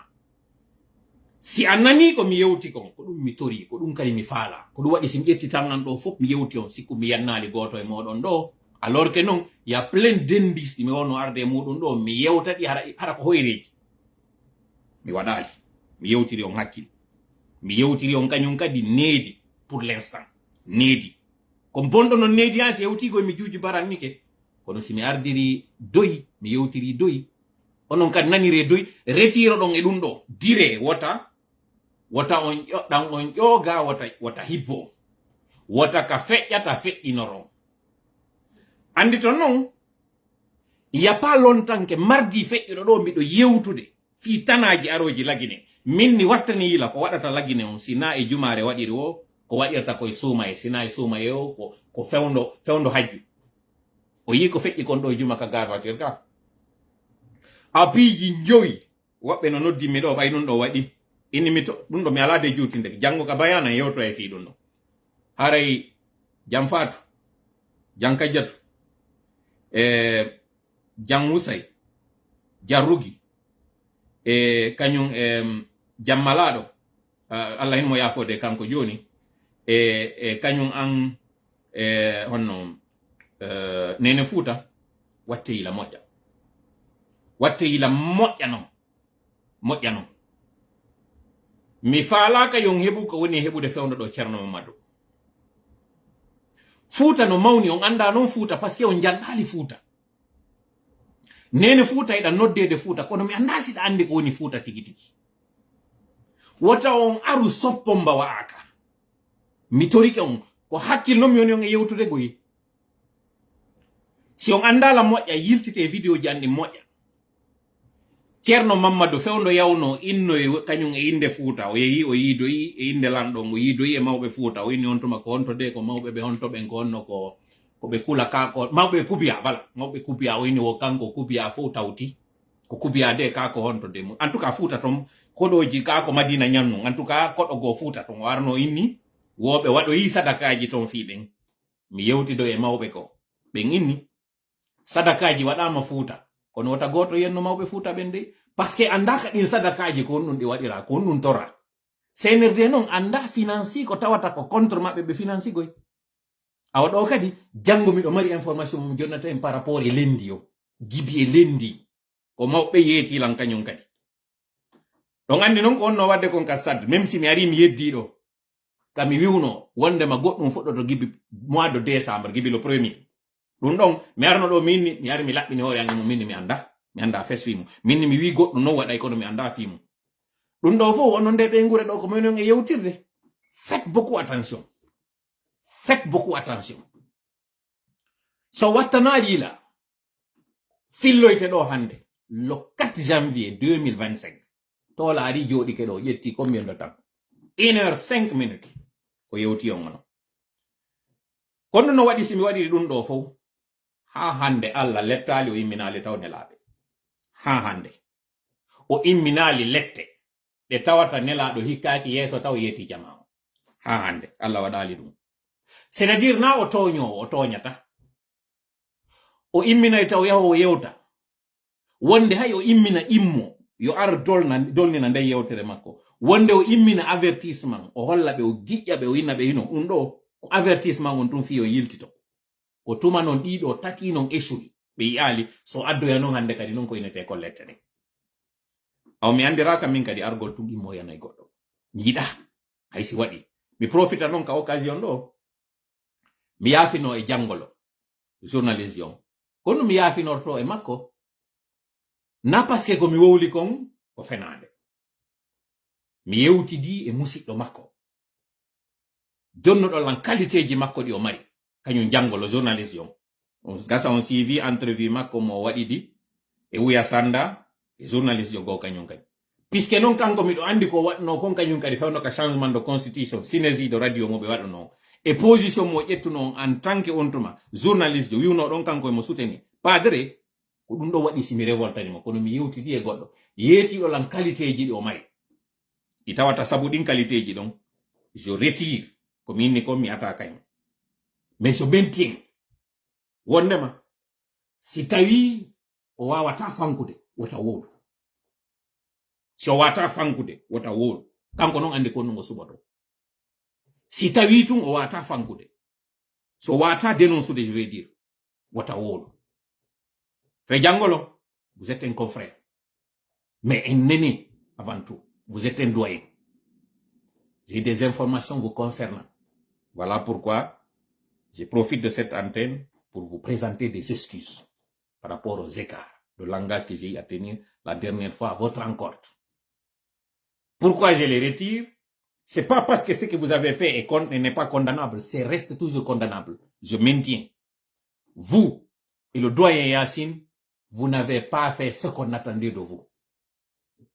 Mais on m'a expliqué les circonstances dans lesquelles vous êtes, qui vous donnent une circonstance atténuante. Une sorte de, pas de clémence, mais de raison pour dire que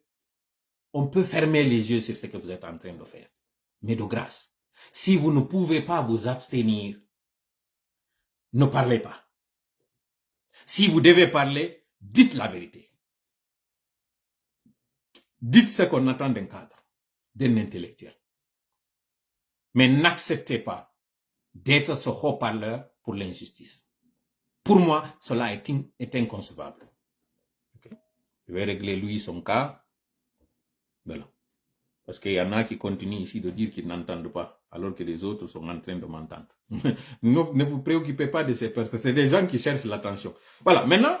mi fala no yo gentito do hore mboddindi. Gentite do ko mi wadi do yo nanu. Gentite non kanyum hore mboddindi.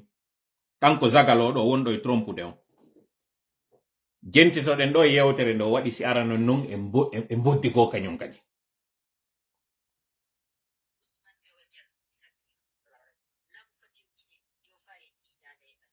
Ya fe goddo no dila nanen do woni sabu volume on o tippike ko mamire démarra téléphone on ya fodon do en attendant mi yiltito do e quelques informations andintinen hande do nous sommes le 4 janvier 2025 pendant qu'il est 22 heures passé de 45 minutes 46 minutes pour être plus exact mi redémarre do téléphone on le son est bon citemo mi bloqué non hay o mon non vide do le son est mauvais le volume. Darte téléphone yi modon di nani yimɓe ɓe ngino nande la moƴƴa min kay ɗo reni ko mune yewde ko no nanade moƴƴa no mi faala yon jentito ɗo boddi ndin kon ɗum ndiwi hoore boddi ndin zagalo meɗen habbi maka tomborɗe andi Allah o hawja mo mari programme makko on kanko o hawja ko hinata kon fa umli lahum nennanoɓe inna kaydi matin Allah o fayasi o wolani ɗum nennanoɓe nangande an ɗen ko sattuɗe wonde goɗɗo bonnay o habbo lette hara mo huliti Allah acca ɗon paske himo huli ka o habbiɗe kon mo waɗaniɗi ɗi o bonnita ɗimmum Allah itta ko wonno nanen kon ɗo ko tawno ari mo huli lette ɗen kon andi hari ko Allah hulay hanono hulugol o wona hara hulali halla kono hula lette ɗin o waɗa bonnere aranere nden Allah acca mo ɗon fiyo ittu ko huli lette ɗen kon paske ɗen lette fayin ko lette iwruɗe ka Allah non fanni mantiɗa holli hulimo ko ɗum waɗi so wi ittaqullaha hule Allah fanni mantinon ɗa huli lette makko ɗen o accante sabu ɗum ɗon si a waɗi non ɗimmun ɗum hande kadi inna ɓayonantuma mi waɗono hunde alali donc fus ala ya foyi fus waɗata hande kadi noon hara liɓi barriére on ko wonno kon sabu ko tawno kon hari mo accirnoma wonde o accane ɗon kañum kadi sabu moƴƴuki ma moƴƴere nde waɗunoɗa waɗanɗa wonde mawɓe maɗa ɓe ma waɗanɗa wonde siɓɓe maɗa o acca kadi sabu ɗum ɗon ko ɗum firawna heɓuno firawna hari no teddini moƴƴanene muɗum firawna malgré tout hari no woodi ka o imotono o ndaara Allah o inna hay so renamo koɗo bimbi si nangue wona par exemple nge fuɗi no imotono o ndaara nge o inna kon mboni e wadde ɗum ma wonde kikiɗen nge muta o ndaara ɗum ɗo firawna hari ko goɗɗo mo tawata nawnata fees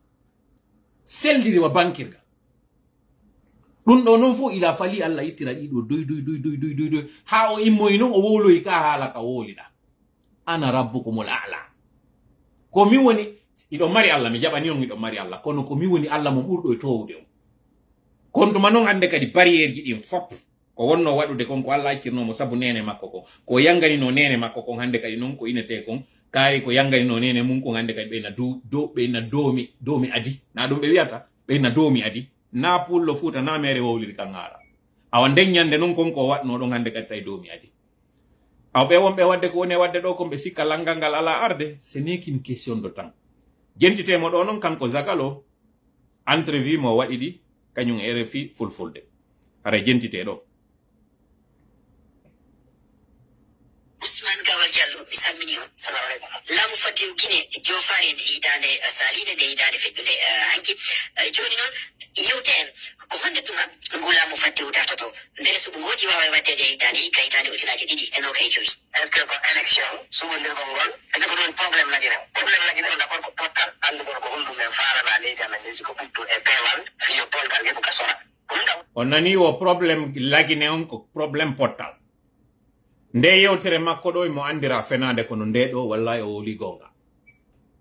sincèrement ko wowli ɗo ko no way ka waya wiwno kon laqad sadaqaka wa huwa kadhubun o wolanima gonga alors que ko andiraɗo wowgol fenade ɗum ko honɗum non ko nelaɗo wadduno e neɗɗo arnoɗo wulliti e nelaɗo ka tawno iblisa seytane no waynotono ɗum waylotono goɗɗo naata e juurirde wujja on noon nangimo ɓay noon nangimo sofinanimo net o ini mo yetade mo aw ko nafata mo o inni ayatal kursi ko ayewol moƴƴugol sa golliti ɗum a heɓata bone waɗi o yetiti ɗum nelaɗo wi on mo yiwtuɗa ɗum e mum ko iblisa noon kono o yetike ma gonga alors que ko andiraɗo fenade aw ko wiɗo kon probléme guinéen on ko probléme nantodira wallahi ɗum ɗa woli gonga fes Zagalo ɗum ɗo uso kuccal woli gonga net mais jentite moƴƴa yewtere makko nden par ce que mi faala yo jentite ɗo piiji tati ko fuɗɗori ɗo kon noon ko ɗum kadi fayda o lannitoroyta kono jentite ko haji ko wona élection bandata leydi ko pottal ngal bandata leydi ko ɓuyaɗata polgal ko andugol ko min faala ko ɗum ɓuuri wona fi inne kon ko élection si waɗama yimɓe nde ñande lagine hara piiji ɗin fof lewike no wona ɗum ɗon wona ɗum woni ko sarti ko minen ɓe no haji ɗo e piiji ɓuyi ɓurɗi hittande ɓe élection ɗum woni fiide laawi fi nafataneji fi ndiyam fi courant fi ka janngugol piiji ɓuyi leydi ndi no haji ɗo ɓuri hittande men fi bantal ngal fi polgal ngal fi men pottal ngal ɓuri élection noon no satira ɗon ko ɗum ɗon kadi inshallah si hewti e mum waɗete ɗo en pije kwaroji ɗon dañi ga timpiji ɗon ɓuygoto e haray feƴƴi ɗum no holli hitande ujunaji ɗiɗi e nogay e joyi 2025 lannata ɗi suɓugoji waɗani non ko ɗum heɓa ko ɗum haɗen ibnu adama on nani ka donc onon sikkuɓe ɓe wondema il faut leur donner du crédit nde hitande ɗo on ɓe organise élection ji ɗin imo andira takkagol ko o kadi wiwno en wondema 31 décembre feƴƴirta ñallal gotal 1er janvier aray ko goɗɗo go conduisata transition on tuma hari ɓe takkade hari ɓe gaynali bewde taw ɗo noon mo andi ko RFI landitimo ɗo RFI maray ɗi rekoji ɗo naguineɓe ɓe yawiɓe ɗo ko RFI noon landike mo inni ene e nder lebbi jeego arani ɗi nde hitande ɗo ko ɗum woni élection ji ɗin organisete o inni ko ɗum eɓɓa kono ko Allah andi ko on ɗum waɗata ɗum ɗo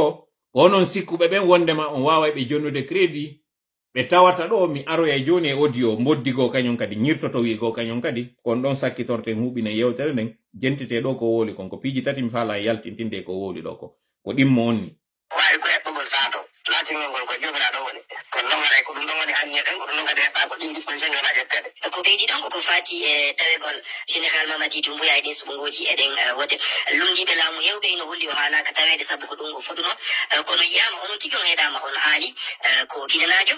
hay hunde wawama haɗude tawegol e ɗin suɓugoji e ɗin suɓugoji aroji mo wawete tawede walla ko tawete ko honɗugi mum laɓɓinani en Lawal Diallo si tawi leydi ɓiɓɓe guine ɓe ndike mo tawi haray no tanƴini ko kanko wawata continude golle fokkintindoroɗen o heɓata feere innugol waɗata ɗum haray no wawi windegol larme déserta c'est ko situation on addata piiji o piiji so leydi guine ni yimɓe bantike ɗo ɗetti fondi laguine ɗo kono piiji ɓuyno fokkintinaɗo e ɓe wonɓe faminde ɗo kamɓe so gaari wona e maaji no rewrimen piiji ɓuyi 2010 min jetno ɗo min ini ok élection on min faala interɗe tawe e tawaka dacidi men ɗo élection waɗa résident woni résident senade aɗen dictateur de ƴetta joɗɗina hoɗon ɗum di sappo ɓeɗe waɗi nokku gotum onon mo woni wiide ɗo dictateur jomi yewtay on ɗo joni ko honɗum o waɗanimo jentite moƴƴa ko déballage en wi hande ɗo ko grand déballage jentite moƴƴa ko woli ɗo kon mi yeeto en noon o mo wi ɗo dictateur o tippunoɗo ɗo e dande makko ko honɗum o waɗanimo jentite ko wari ndio e sokkidira ko ɗum waɗama leydi ɗo duuɓi sappo donc ko naati inama ko civil ɓe ardi lendi ko ɗum watta lendi heɓa ɓuttu ma heɓa polgal samɓe lendi donc dargol ko hommo gaynata ɓuttinande men lendi fottindina ɓiɓɓe jamaji ɗin torondira yaafuyeji fiyo polgal heɓo galedi ko ɗum ɗon guineɓe ngajidori waɗa innugol ko militaire jom ma wona militaire agal ko ɓecce ma sa inni joni karam ko récolte hana wonde lamɓe ma sa inni joni waɗoɓe karem wonɓe ka demal ngam ɓe hanaka laamu sa inni militaire jo lamata ko fi ko militaire haray ɗum ɗon wona donc en andi ɗo ko ittugol tun teni wingue o yitaw ɗo discours makko mo waɗi on ko santeni ko tenue traditionnel civil ko civil jon woni ko yewti on ɗo kañum Mamadi jentite no moƴƴana ɗum ɗo woni le plus important ko haare lendi ɗum ɗon hay so tawi haaranoma innama joni kanko ma anniyade o inna paɗenam ɗum ɗo joni o falaka kono so jama lagine o nodditimo o nototo hande jama lagine on ino noddudema adduɗa golle ɗe woni wadde ɗen fof no fottani ko kanko wawi ɗen wadde fewndo ɗo tawi on nani noon ko jam fatou wownuno kon kañum kadi ka o yi noon similitude on discours maɓɓe on formation mo ɓe jogui on élément de langage maɓɓe on rhétorique maɓɓe mo ɓe jogui on e ko onno ɓe innata ko on modi je cherche l'expression en fait ko ɗum on honno rhétorique maɓɓe on élément de langage maɓɓe on mais y a une autre expression mo ɓe jogui on ko bon si artitoye mi wolano en ɗum ɗon en fait ko ɓe woni utilise ude kon fi intoxicugol jama on argument ji maɓɓe ɗi ɓe jogui ɗin ko wiugol ngol population on fof guinéɓe ɓen fof ko yiɗo kanko jam faatu ko woli ko inde diaspora o ko inne o événement ɗo waɗi ko États-Unis waɗi o ɗo o yewti e inde diaspora o la méthode et la formule voilà le refrain merci beaucoup Fougoum Babary ko refrain on mo wonno mi ɗaɓɓitude c'est le refrain merci beaucoup de m'avoir prêté le mot Fougoum Babary ko refrain maɓɓe on non c'est le refrain ko refrain ɓe jogui ko ɓe jonna refrain on c'est dire ko oɗo ɓe répétata tuma goɗɗo e maɓɓe jonna yewtere o ko yugol sina oɗo ya rien ko oɗo tun gaynata ko oɗo tun jogui baguette magique on oɗo lannali jentite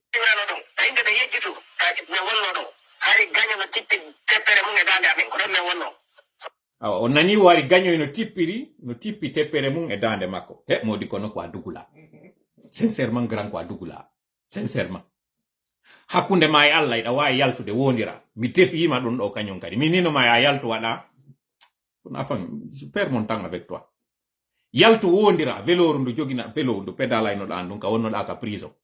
kombo jonnunoma ɗum véloru ko FDG naɓannoma ndu ton ka wonnoɗa ka kaso ɓay a yalti a jonnama protection consulaire aɗama a naɓama ka hôpital traitement de faveur mo joginoɗa on ɗo ha yaltuɗa ko hombo évacue ma naɓoma France hakkunde ma e Allah yaltu wondira je te défie yaltu wondira ko hombo yoɓi soinji maɗa ɗin hôpital mo yawnoɗa ñawdiɗa o hakkunde ma yalla na padre yoɓannoma ɗum te kono modi ko a dugula hersata sincèrement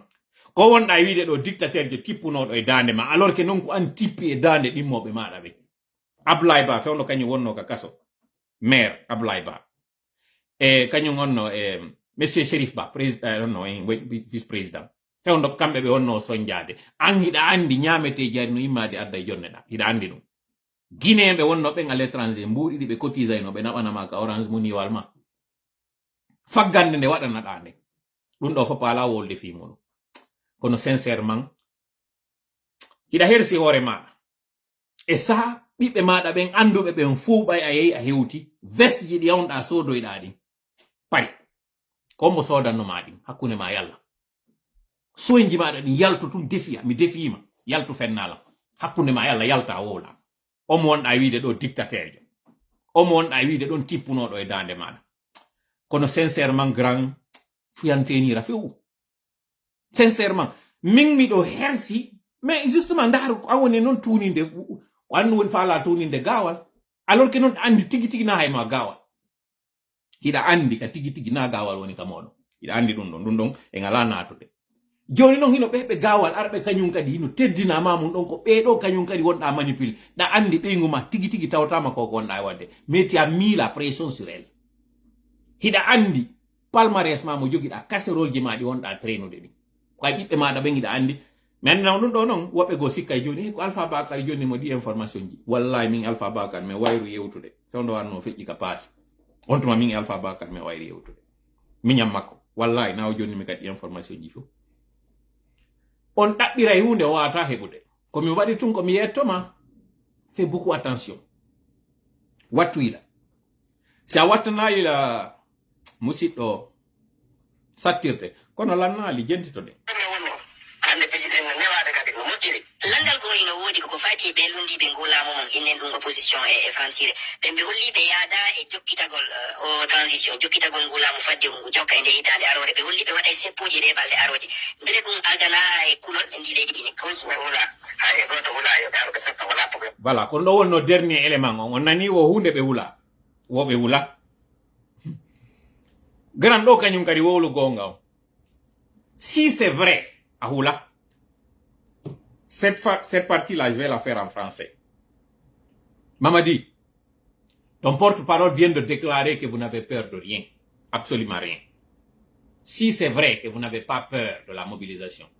j'ai 3 questions pour vous. La première, pourquoi vous avez peur d'Alpha Condé? Pourquoi vous avez peur de lui? À tel point que tu as perdu le sommeil. À tel point que tu es en train de te donner des calmants pour pouvoir dormir. Tu es obligé de te droguer pour dormir. Pourquoi? Si vous n'aviez pas peur, tel que tu le prétends.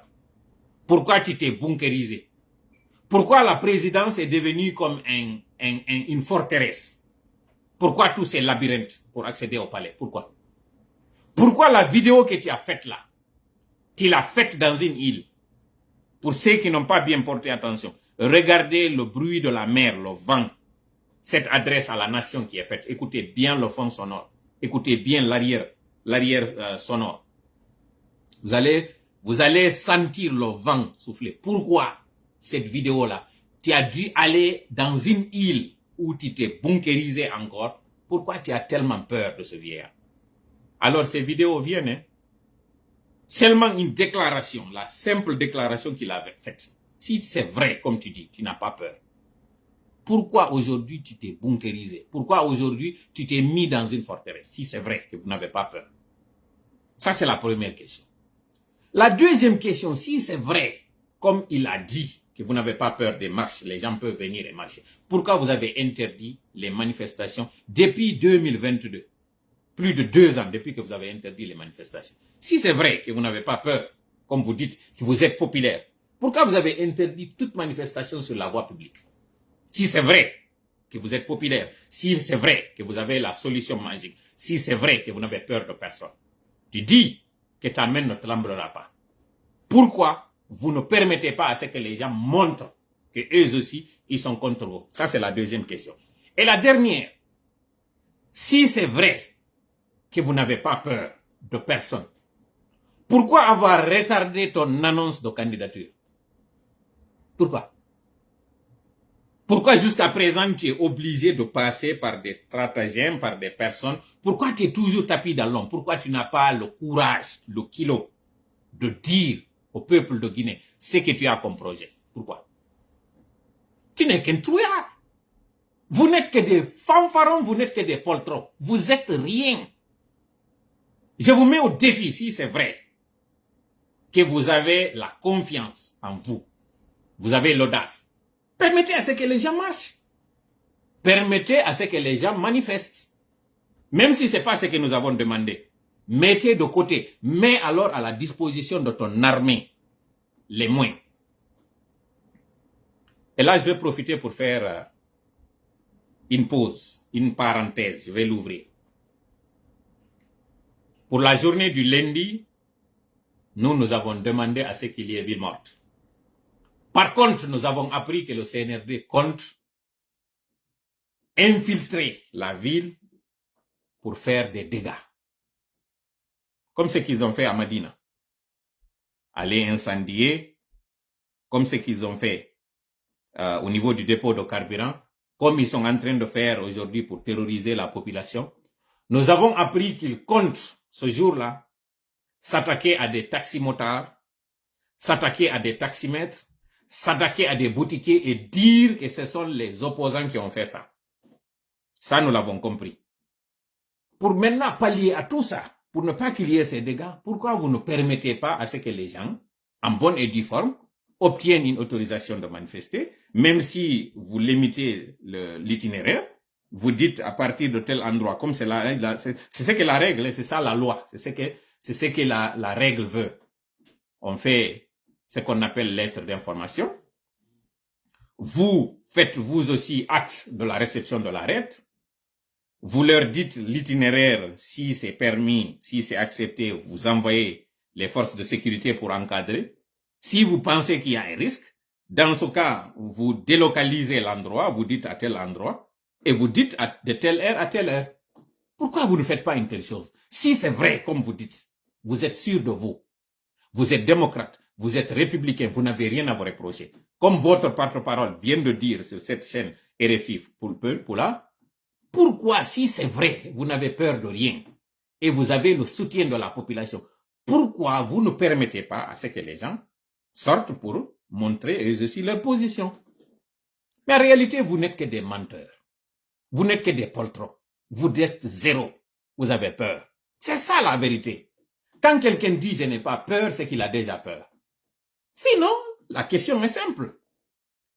Le journaliste dit qu'il y en a qui ont annoncé des manifestations à partir du 6 janvier. Qu'en pensez-vous?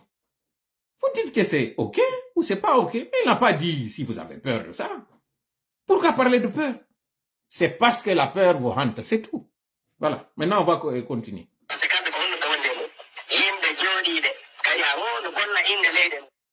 Yimɓe jooɗiɓe no bonna inɗe leyde goto ala bonnude inde laginene ɓuuri on ono par ce que anda déjà ko a fenor ça c'est pour commencer ko a jamfotoɗo accala e ɓeygure maɗa nden maintenant ko ɓeygu ma wonɗa tuninde on ɗon kañum kadi a tunino e woɓɓe go naadaɓe risque ɓe ƴetta o risque ɗon kamɓe elles sont pas très protégées, c'est des femmes, elles sont vulnérables ɓe heɓa ɗi risque ji ɗon fof finalement kamɓe ɓe heddodo e pokase o hande ɗo ko ɓe wona yennede ɗo kon fof jam fatu ko wona yennede ɗo kon fof hande ka réseaux sociaux ji ko a woni sombo muɗum Allah dandu si kañum nene hajji en kañum kadi yennama ɗo ko a woni sombo muɗum annun iɗa andi tu es quelqu'un qui est déjà sacrifié iɗa andi ɗum ɗo Zagalo. Maintenant cette famille là paisible respectueuse tawɓe moodi maɓɓe yenne yumma esiraɓe maɓɓe ɗum ɗo fof yenne sabu ma an o goto an e ɓeygu maɗa no yurmi ha sincèrement no yurmi ha bon. L'annitore yewtere nen non pendant qu'il est déjà 1h29 minutes, timmi 30 minutes, ko wonde l'annitorde. Mi écoutina en ɗo kañum kadi kagulejo go ko wowli. Assalamu alaikum warahmatullahi wabarakatuh. Ara min ko Ceerno Yaya Diallo e orejo capital pulaku lagine of. Okay. So Cerno Yaya aray ka saji sakki jidi do aray ko ura yewtagol gonka leydi men do hino tawa ko fewti fi heñugol joge Aliouba aray buyno yewtude fi mo onon kadi nanda ko no jabito rondo murade on ko landal moƴƴal haray mi do yewtude do parce que ko en foppi den tawa e fi gollangol ndi leydi fi développement mayri ko on bange ɗon mi woni ƴettirde o interview poɗe moƴƴa noppi e makko stratégie makko on kanko Cerno Yaya parce que Cerno Yaya o mo tawa e ɗin tanaji ɗi fuuta joggi fewndo ɗo woɓɓe noon sikkay ɗo joni ko contre makko kanko neɗɗo mi on e yewde ɗo na contre makko kono ɗo seke o duumike mum woɓɓe ko non jentora yewtere nen jentortade wonde hakkil ko kinnon hakkil mi faala en jentintinde ko yewtiro kon mi holla on non ko mbo woni mo kanko si yiltitoɗen non e projet mo woni on kanko ɗo on fino yon faamu ɗiɗo ɗiɗi mi faala yon jentito no présentori non taw kanko Cerno Yaya o inni ko kanko woni président tabital pulaku Guinée e sayi non ari ko wonno wiide ko président tabital pulaku sukaɗe ɗen o gerdino e ɗum ɗon e 007 ha o tawi ala yaltoyde o andi hande kadi ɗum ɗon o heɓali colfu e mum o heɓali o yi sukaɓe ngay goto faala kam o ƴetti nden ƴulɓere ɗon hande kadi o fawi nde goɗɗo goto mo inni hande kadi kon ɗon halfina sukaɓe kanko o dil o yehi o ƴawoyi e nden nokkure nde tawata fof no andi ko docteur Abdrahmane woni ɗon tabital pulako Guinée ko docteur Abdrahmane en jogui agrément on ko kamɓe kadi woni reconnu o yimminoke ɗo o yehino Abuja ɓe yehino ɓe waɗoyno gi manipulation e maɓɓe toon fof ɓe tawi gi marsali joni noon o faala noon naɓude ɗo clendey e CNRD o ɓaaritoro CNRD on ko ɗum mi faala on yaltintinande ɗo donc première des choses présentation makko no présentoy noon usurpation de titre ko imposteur jo o inni ko kanko woni président tabital pulako Guinée tabital pulako ko goto lagine tabital pulako ko kañum kan no Sierra Leone e yiɓen ɗon ko immi waɗi ko ɓen ɗon na fuyanteɓe ɓay tun fulɓe ɓen foɗɗama soñjede toon ɓe immino kamɓe ɓe wowlaligoy ɓe immi ɓe waɗi geste ji ɗin fof yi ko ɓe waɗi kon kanko noon ɗo e yiiɗo jentite ɗo noon bare si fuu yi ko nduyata nangugol baɓɓa on kanko Cerno Yaya no présentori noon taw ko kanko woni mo déjà taw pour commencer ɗon taw fenade jande taw nde waɗi kono lannali mi faala yon jentito moƴƴa ko wowli kon oɗon ɗo innugol ɗon haray en fof ɓe nani ko fewndi kon e jogande Aliouba nde Aliouba ko suka mo mi andi personnellement min tigi teddinɗo la moƴƴa teddinɗo ko mi waɗata kon teddinɗo fi ɓantal leydi ɗin e wonɗo gollande fi muɗum donc si faɗiɗo piiji heɓimo no saabe ɗiɗin haani en fof yewtidugol fi muɗum haray ko ɗum ɗon hande fewtini en ɗo hande ok kanko Cerno Yaya o nani ko woli ɗo kon ko Aliouba ko nanga kon Aliouba noon komo labe o ni kanko tigi mo andidiri e makko kono no woni danger on taw Cerno Yaya ko woni e wadde ɗo ko Fonike Mengue nangama Billo Bo nangama Habib Marwan nangama ɓeɗo fof mutinama Billo Ba e Fonike Mengue ko FNDC ɓe wonno kanko Cerno Yaya 2020 fewndo FNDC immino darti ɗo fi constitution hari mo tawano FNDC on tuma parce que ko ƴaɓotolo kala ka o yii yimɓe ɓe wi wuu ko arowo ɗon o yawo bakko himo ɓuri kebbe yoɓata paasi kono no yiɗi naɓorede o immaki o woli ɓen ko nangano ko alors que noon 2020 kanko e bogolla hobo haba ɓe nangidano ɓe naɓa kono piski ko sarire ko boni kon kanko waloyano nden ñande ka kaso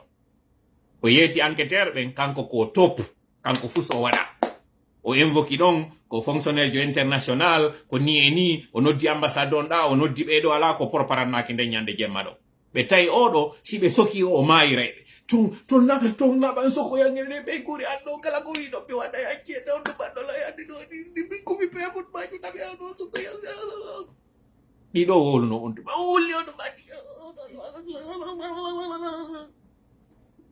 ɓe ndaari oɗo ɓe tawi heyi ɓaynayi o ɗon anndi no mi annda so yimo no fottata ɓay taw o ɓiññi e maɓɓe taw o ɓiññu e maɓɓe tun taw enquêteur jo ndaarino ɓay oɗo nayo mayiren ɗo oɗo yaltinandelam mo nder ɗo fasi bogolla kañum wonno toon ila fali yo avocat ɓe immine so wawi hettade ɗum ɗo taw déjà mi yiltito tun yon andingol on fewndo ɓeɗo nangano ko camarade ɓe makko o yaltali o woli goɗɗum o wolali fus Habib Marwan ko journaliste o woɓɓe ɓe o noddayno o jeeja ɓe feƴƴine audio ji an ɗin invité la waɗi ɗum ɗo mi yiltitaki audio mo mi juinanno ñande goɗo ko tawata occasionnellement fi hollugol on tun qui est la personne wonno ɗo yaltude on ina no critique de CNRD himo négocidude e CNRD fiyoɓe jonno mo primature o ko oɗo hande ɗo kañum kadi woni arde waɗa en kañum kadi jeu Aliou Baba e hande ɗo woni neɗɗo mo tawata fow hino inni ɗo ni c'est lui mo yaltude wowlinkino o tunina labe fo inne bon o yi o yaltano woli fi fonike menge o wolano fi Billo Ba o wolali fi on Habib Marwan o ɗo non ɓay ɗum annike tun o yimmike parce que relation makko on kanko yon hiɓe andidiri ɗo noon ko ɓe labe ɓe mi woni fewtude mi yewta ɓe ko hakkunden e Allah son jooɗike ɗo yimɓe damɓe tuuɗinayo o yi Alaji Badru malgré ko tawata kon e yiyayno photoji maɓɓe kamɓe Aliou Ba ko ɗum Alaji Badru wowli pourtant le no tawa e goɗɗi go ko innanoɓe écoutiniɓe ko yugol ngol wondema o fewti religieux ɓen o inniɓe waɗe ko hano ɗon ko woɓɓe hay e inni kanko Souleymane Sidibé e kañum Alaji Badru Alaji Souleymane Sidibé ɓenta on solo e kañum Alaji Badru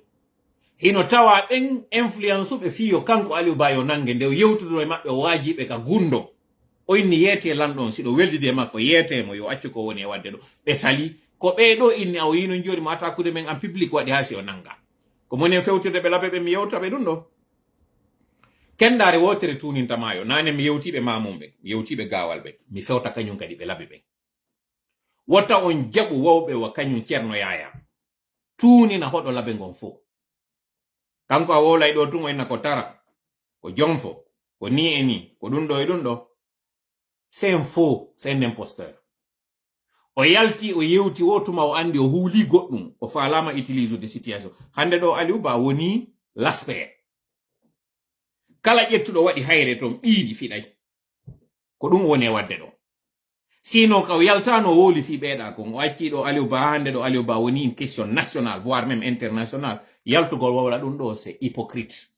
c'est très hypocrite woɓɓe noon innayi ɗo joni non ko wowli ɗo kon bona ni e ni ti e toujours ko contre makko wonɗa ko ni e ni konɗa e wolde kon ok joni jentite onon tigina noon ko woni e wowde ko mi yaltina noon ɗo noon imposture makko on hypocrisie makko on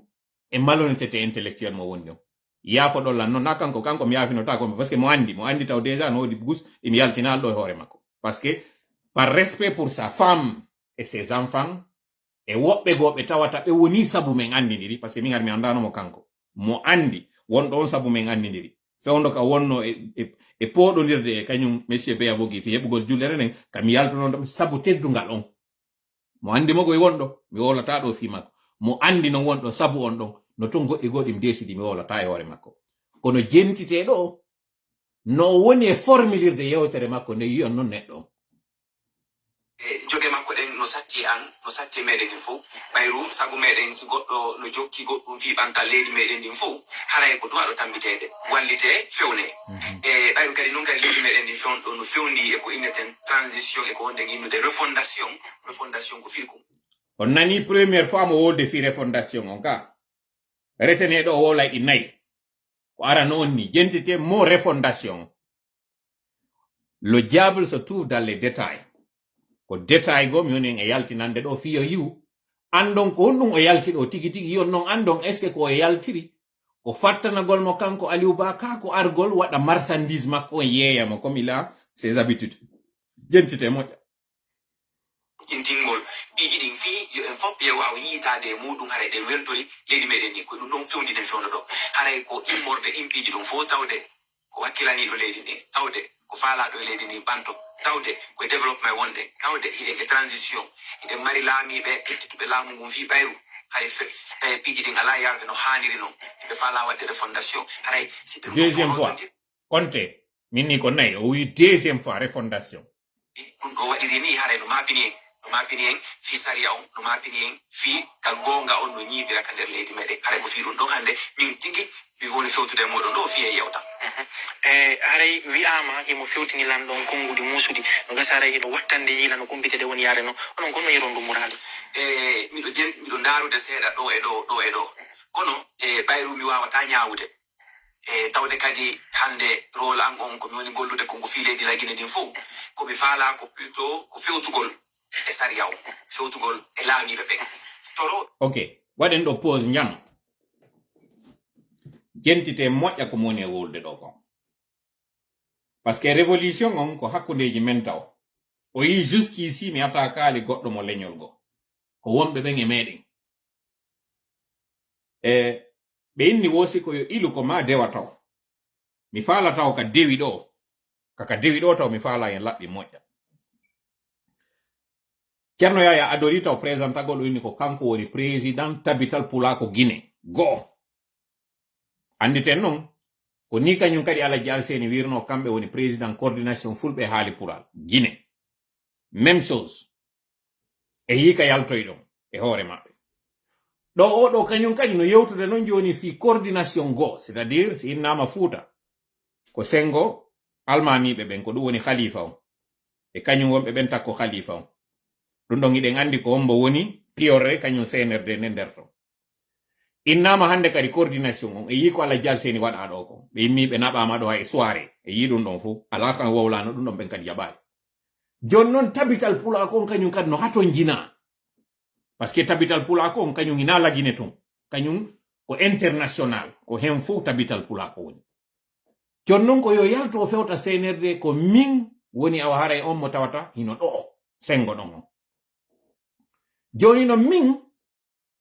mi fewti on onon mi andini on mi tawti refondation moɗon o hande kadi na transition wonɗe yewde fimo ko refondation min Ceerno Yaya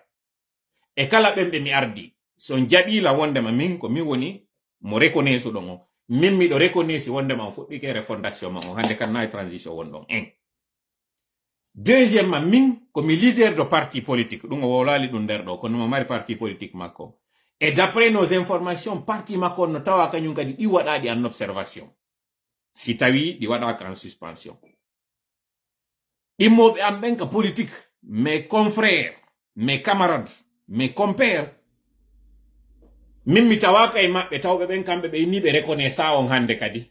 wiwɓe ɓen 1er janvier ara ɓe reconnaissa min ka casquette an miɗo reconnaissi ko onon woni autorité ji ɗin onon laamu ngun wattane ila moƴƴa e koko moni e wowlde ɗo société civile on fop à l'unanimité wi'i à partir du 1er janvier 2025 ɓe reconnaissa hande kadi CNRD ɓe reconnaissa kala ko inete autorité maɓɓe e institution maɓɓe Ceerno Yaya ɗo yalti wi'i kanko e inde coordination on himo jaɓi han joni mo fewti laamu ngun mo fewti sariya on himo jaɓi kanko wondema ko ɓe lamɓe ko ɗum ɗo kañum kadi Alaji Alseni wiwno e hoore giɗo fulɓe ñande ɓe innanoɓe joƴƴinama ɓe innano kamɓe kadi ɓe fewta e laamu ngun ɓe jeeja ɓe torike ɓe ɓiɗɗo maɓɓe on suka maɓɓe on wiyeteɗo on giɗo fulɓe yo ƴettu o jonna ɓe mo ko ɗum ɓe yiwno e yiɗon kañum kadi konno yaltiri hande ɗo ko kamɓe tigi mari probléme kamɓe e sariya on kono mi woni e yaltinande ɗum ɗo ko ñande waɗoyi par ce que ko ni kañum kadi mi wowlirno fi maɓɓe kamɓe yi on taw déjà wata waɗu hande kadi e ronki wiwgol ngol ko e wowlutu ko jama on fop yi ɗum ɗo anda mi ronki noon kow dénonce gongol mi ronki inno gongol ɓeɗo e ɓeɗo ko ɓe woni probléme o yo nanu ɗum ɗo ha gasa faamon kanko o fuɗɗike déjà yeyugol marchandise makko o fuɗɗike déjà piyonje makko ɗe naafi Aliou Ba wari yewtugol ɗo goy ko woni o ɓaari tori Aliou Ba ko tawata ɗon sondu ko koɗo maaro kono ko genal wola no ɓaarota o bakitorimo ɗo kono ko marchandise makko ko message makko o addi yo CNRD nano anda si ɓe ɗaɓɓude hande ɗo alliéjo Fuuta wallitotoɗo ɓe kanko Ceerno Yaya mo ɗo I'm here je suis là mamse ɓe landiki question ki ko ne usul mamse ɓe wiyoɓe ɗum ko ɓuri ko ngara ɓe anda anduɓe ɓe monsieur on tigi innay kaari oui c'est quoi les 4 points cardinaux on tigi immo wola kanko mamse ko ɗum woni wadde ɗo mbeɗa andi ɓe Ceerno Yaya on formellement change mo disco wonire mais lannali ɗum ɗo ko pose on tumi waɗanno on yo jentito andon stratégie makko en konti taw laabi ɗiɗi refondation o kam mi waɗi pose on ɗo o yewti o wi o fewta e laamu ngun donc kanko han joni mo jaɓi CNRD ko ɓe lamɓe mais c'est pas tout muñal tafi wondiɗen ɗo ko ɓe muño enen fop ɓe nana ye wowlu mettuɗi meɗen ɗi kanko kamɓe ko ɓe laamiɓe ɓe nana ɗum ɗon hare gol ko ko ɓeeɗo noon habbori ɗen yo fewtu laamu ngun inna kaari e kaari nangama opérateur économique jo amen kaarijo nangama yimɓe raɗaɓe ɓen ka binde stade ɓe lancanama e raɗa ɗon ka plantation muɗum sonna hande kadi wota wattu o taximan jo ɗo o chauffeur jo camion ɗo tawɓe ɓen ɓeɗo doolama ko ɓiɓɓe amen ni duwaɗo yaltude on tutta ka himpare fewtita laamu ngu ko ɗo woni e wiide min fewta yo ngono laamu ngun min jeeja on min toro on yo ndaaru ka muñal moɗon ka moƴƴuki moɗon yurminon men meɗen andigo hiɗon bonni kono gasi ono yaafemen menen haysi on bonni na probléme yandi men torike on muñe nane ko mi wolta ko wonde haysi min mettini ko sabu wonɓe ɓaawo amen ɓe nani yandi ko ɓeɗo immoto dartano on ɓe wonɓe jeejude bonnowo on ɗo yo ɓe immo ɓe darano wona ɗo bonnede wona ɗo toñede ɓe wawa immade defano wala probléme mo jogiɗen o wala nduttuji ɗi jogiɗen ɗin wala deeli ɗi jogiɗen ɗin il faut dire les choses comme tel andi mi yetti ko hande kadi je ne marcherai pas mes mots ici je ne les marcherai pas hande kadi en wiya piiji ɗin ɓee ɓay tun hande kadi ɓe ala suuɗade hande kadi en wi ka wongol ka ɓaawo baape hande kadi kala tawɗo ko fussaki ko naafiki ko fasiki mo gollude laamu ɓe holino duwaw me waɗi janngo noon mi natana noon e détail ji ko wonɓe noddimi après on doit dénoncer hoore muɗum ko ɗum kadi ɓe wi woɓɓe ɓe mi heɗintina on ɗo ɗi ɓe wowli ɗi par ce que kam e yewtata min no ɗum ɗo mi faala e laggine kañum kadi nano ɗum ɗo ko ɗa jaɓi yo mi enregistre ɗum ɗo on ti deƴƴitita o seeɗa min ni jaɓuɗa a jaɓago joni mi enregistray ko on ɗe yewde ɗo par ce que a noddila ngay ni ɗum ɗo e ɗum ɗo ari a andano janngo noon si Allah mi heɗintina en ɗum ɗo voilà jentite ɗo ko woni e wolde taw hande ko plutôt doragol ɓe muñal toroɓe ko yiɗete kon e français clémence ɓayro kadi Allah waɗi on nanimo clémence on ka clémence noon ko Allah woni e clémence ko Allah woni clément ko kanko woni rahman rahim ko kanko woni yurmeteɗo yurmede makko nden no yaaji ha hakke makko nde yaaji aduna ɗo hinde mofti julɗo e keefero hay on mo rewatamo o yurmete ko ɗum woni clémence innama noon clément ko ɗum on nanowo jaɓa bonnere nden sabu yurmede nden o fanka ɗon hara mo wawno waɗude ko ɗum woni clément joni noon clémence landetake bonɗo bonnowo dundarankejo wiyetake no volonta clémence par ce que clémence ko Allah moƴƴo on mari ɗum bonɗo ala clémence bonɗo watake wiyede nous attendons ta clémence ko Allah mari clémence hay neɗɗo moƴƴo wiyetake no uni clément ananay no woɓɓe noyna ko clément kaari wiyete clémence ko inde Allah noon no tawa inde Allah ɗen clément wata gasude donc koko wonɗon e yiide mo yewta ɗo ko ɗum ɗo haɗi guine wawa sarlon par ce que ko sifa ɗi deeli ɗo hikki yeeso ko sifa ɗi tawɓe ɓen ɗo ɓe tuttuka himpare ɓe fewta ɓe yewta gonga on ko ɓe soɗidiroɓe juuɗe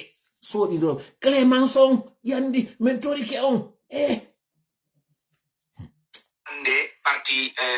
public présentaki e haray ko yoɓe muñño ɓe jonnita e suka meɗen o suka leydi ndi jonni to subhanallah jalseɗum jonni to min fayit mamin ko nandi fino en fof wawiren suusirde tawtugol golliɗen fino leydi meɗen ndimatora min ko ɗon mi faala e ɓarade woɓɓe ko noon kadi no nanga sifmama ɗum no ɓe ganda fi muɗum waɗa fonike mange en ko joni noon woni e yaltude o andita fi fonike menge en ko joni noon wonɗa e andude ɓe nanga no fewno ɓe nanganno a yalta no wowruɗa on tuma hari mo ma on nandi me ma ka c'est ça quoi ko ni tuninirton Aliouba ko ni tuninirton laɓe par ce que ɗo hande kadi wiyete non o yi ɗum fof hari o yaltali o c'est dit ɗum ɗo fof ko compromettugol par ce que Billo Ba ko pullo kadi komo pita Habib Marwan ko camara o yetete kono ko pullo dingirayi fi on ɗum ɓeɗo fof e fonike menge ko silla jakanke bon maccuɓe meɗen men nden andi déjà ko enen jeeyi jakankeɓe sina kara non jaabi bappa ɗo mono to joni na jakankeɓe fof e déjà en passant pullo waɗata goɗɗum ko réussi sata ronka heɓude du'a jakankejo ɗum ɗo yimɓe kirɗinaygo e fimum kono cippiro ngo pullo e jakankejo joni ndali juuɗe muɗum ko ɓuri kongo sattay donc jakankeɓen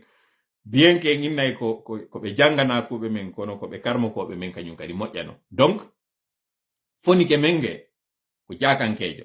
hanno on tuma an ceerno yaya ɓe ko camarade ɓe maɗa ko an e maɓɓe on no waɗidude litton fi on ɗum fewndo ka ɓe nanga on tuma susano yaltugol wowla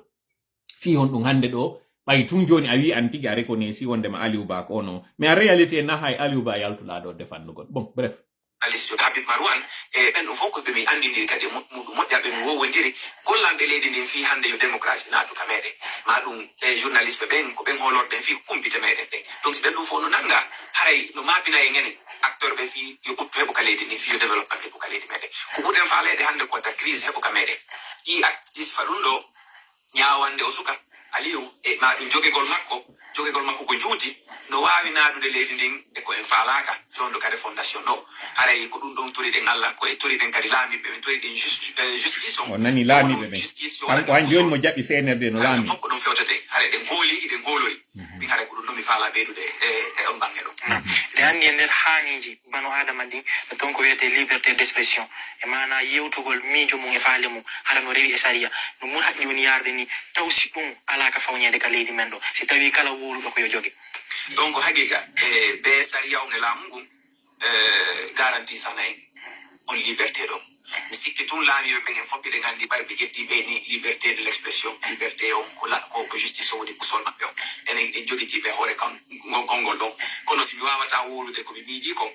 ɓe nana komi faala kon kamɓe kadi ɓe wola komi miiji kon ko haray faltodiral heɓata ɗum constitution keso ɗum ɗo waɗi windude o ɓe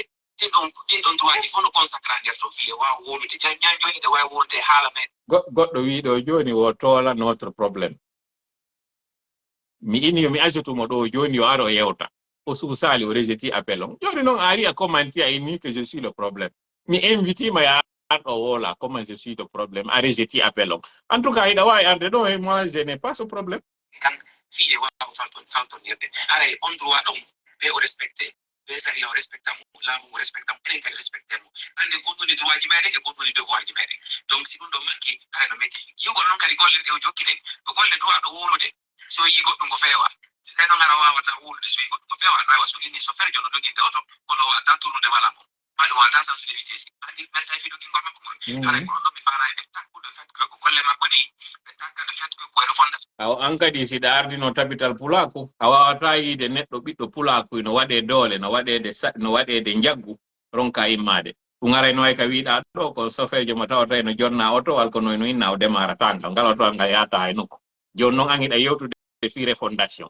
a wowli kadi fiire fondation ɗo woni laabi tati nayyi ɗin ɗi timma si gayni o entrevue wonde ɓe takka fi ɓayɗo ɓe falake crise ka leydi ɗo kadi ɓe hasike kadi hikka ɗo en nani fi ala crise kañum kadi ko ɓeɗo ko woni e wiide ɗo noon miɗo yi ɗo conférence de presse momi andi bappa en non ça va mi ala ko mannade perdude temps discours chef de l'état o inni o hikka ɗo élection ji waɗa transition lande et cetera donc si tawi ɗen faala kadi no fekkino faalare ɓe hamtoɓe ko fof tawede golle ɗo donc ko joni ɗo ɗe ɓurtade golle no faala ɓeydude ɗo hay ko ɓurdude kadi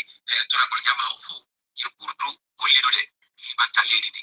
yen évitu kala ma ko wawata addude sattedeji hakkude meɗen e ko waɗata haronɗen faltodirde ma ɗum koko jokkuɗen ɗo ore fondation ma de transition on yo gasoron kala torde no falirɗe no haare ɗum ɗon taw toriɗen yimɓe jama o ɗimmum ɗum kadi ko musidal Aliou Ba ngal hande famille makko on ɓengo makko ɓiɓɓe makko ɓe nene makko e haare ko ɓen ɗon kadi ɗoni fewtude mi ɓurta mi landike ma e arnata ka live ɗo wola kono woni ko mi woni probléme ƴettu appel on miɗo noddudema ni ƴettu avoir le courage suusu mi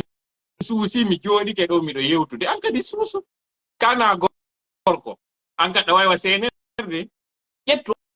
appel on jaɓo hay sa yaltinta yeeso maɗa ngo yaltu tun ara wowla miɗo sila suprême miɗo komi pré heɗitagol na invitation mi waɗanma ɗo ni mi jonnete woni possibilité ya yeeto jama on en quoi je suis le problème o yi o suusali no gasata ɗon santude ni ɗo ajoutude goɗɗo mi waɗa capture d'écran o yi on komi woni mo ajoutude kon ok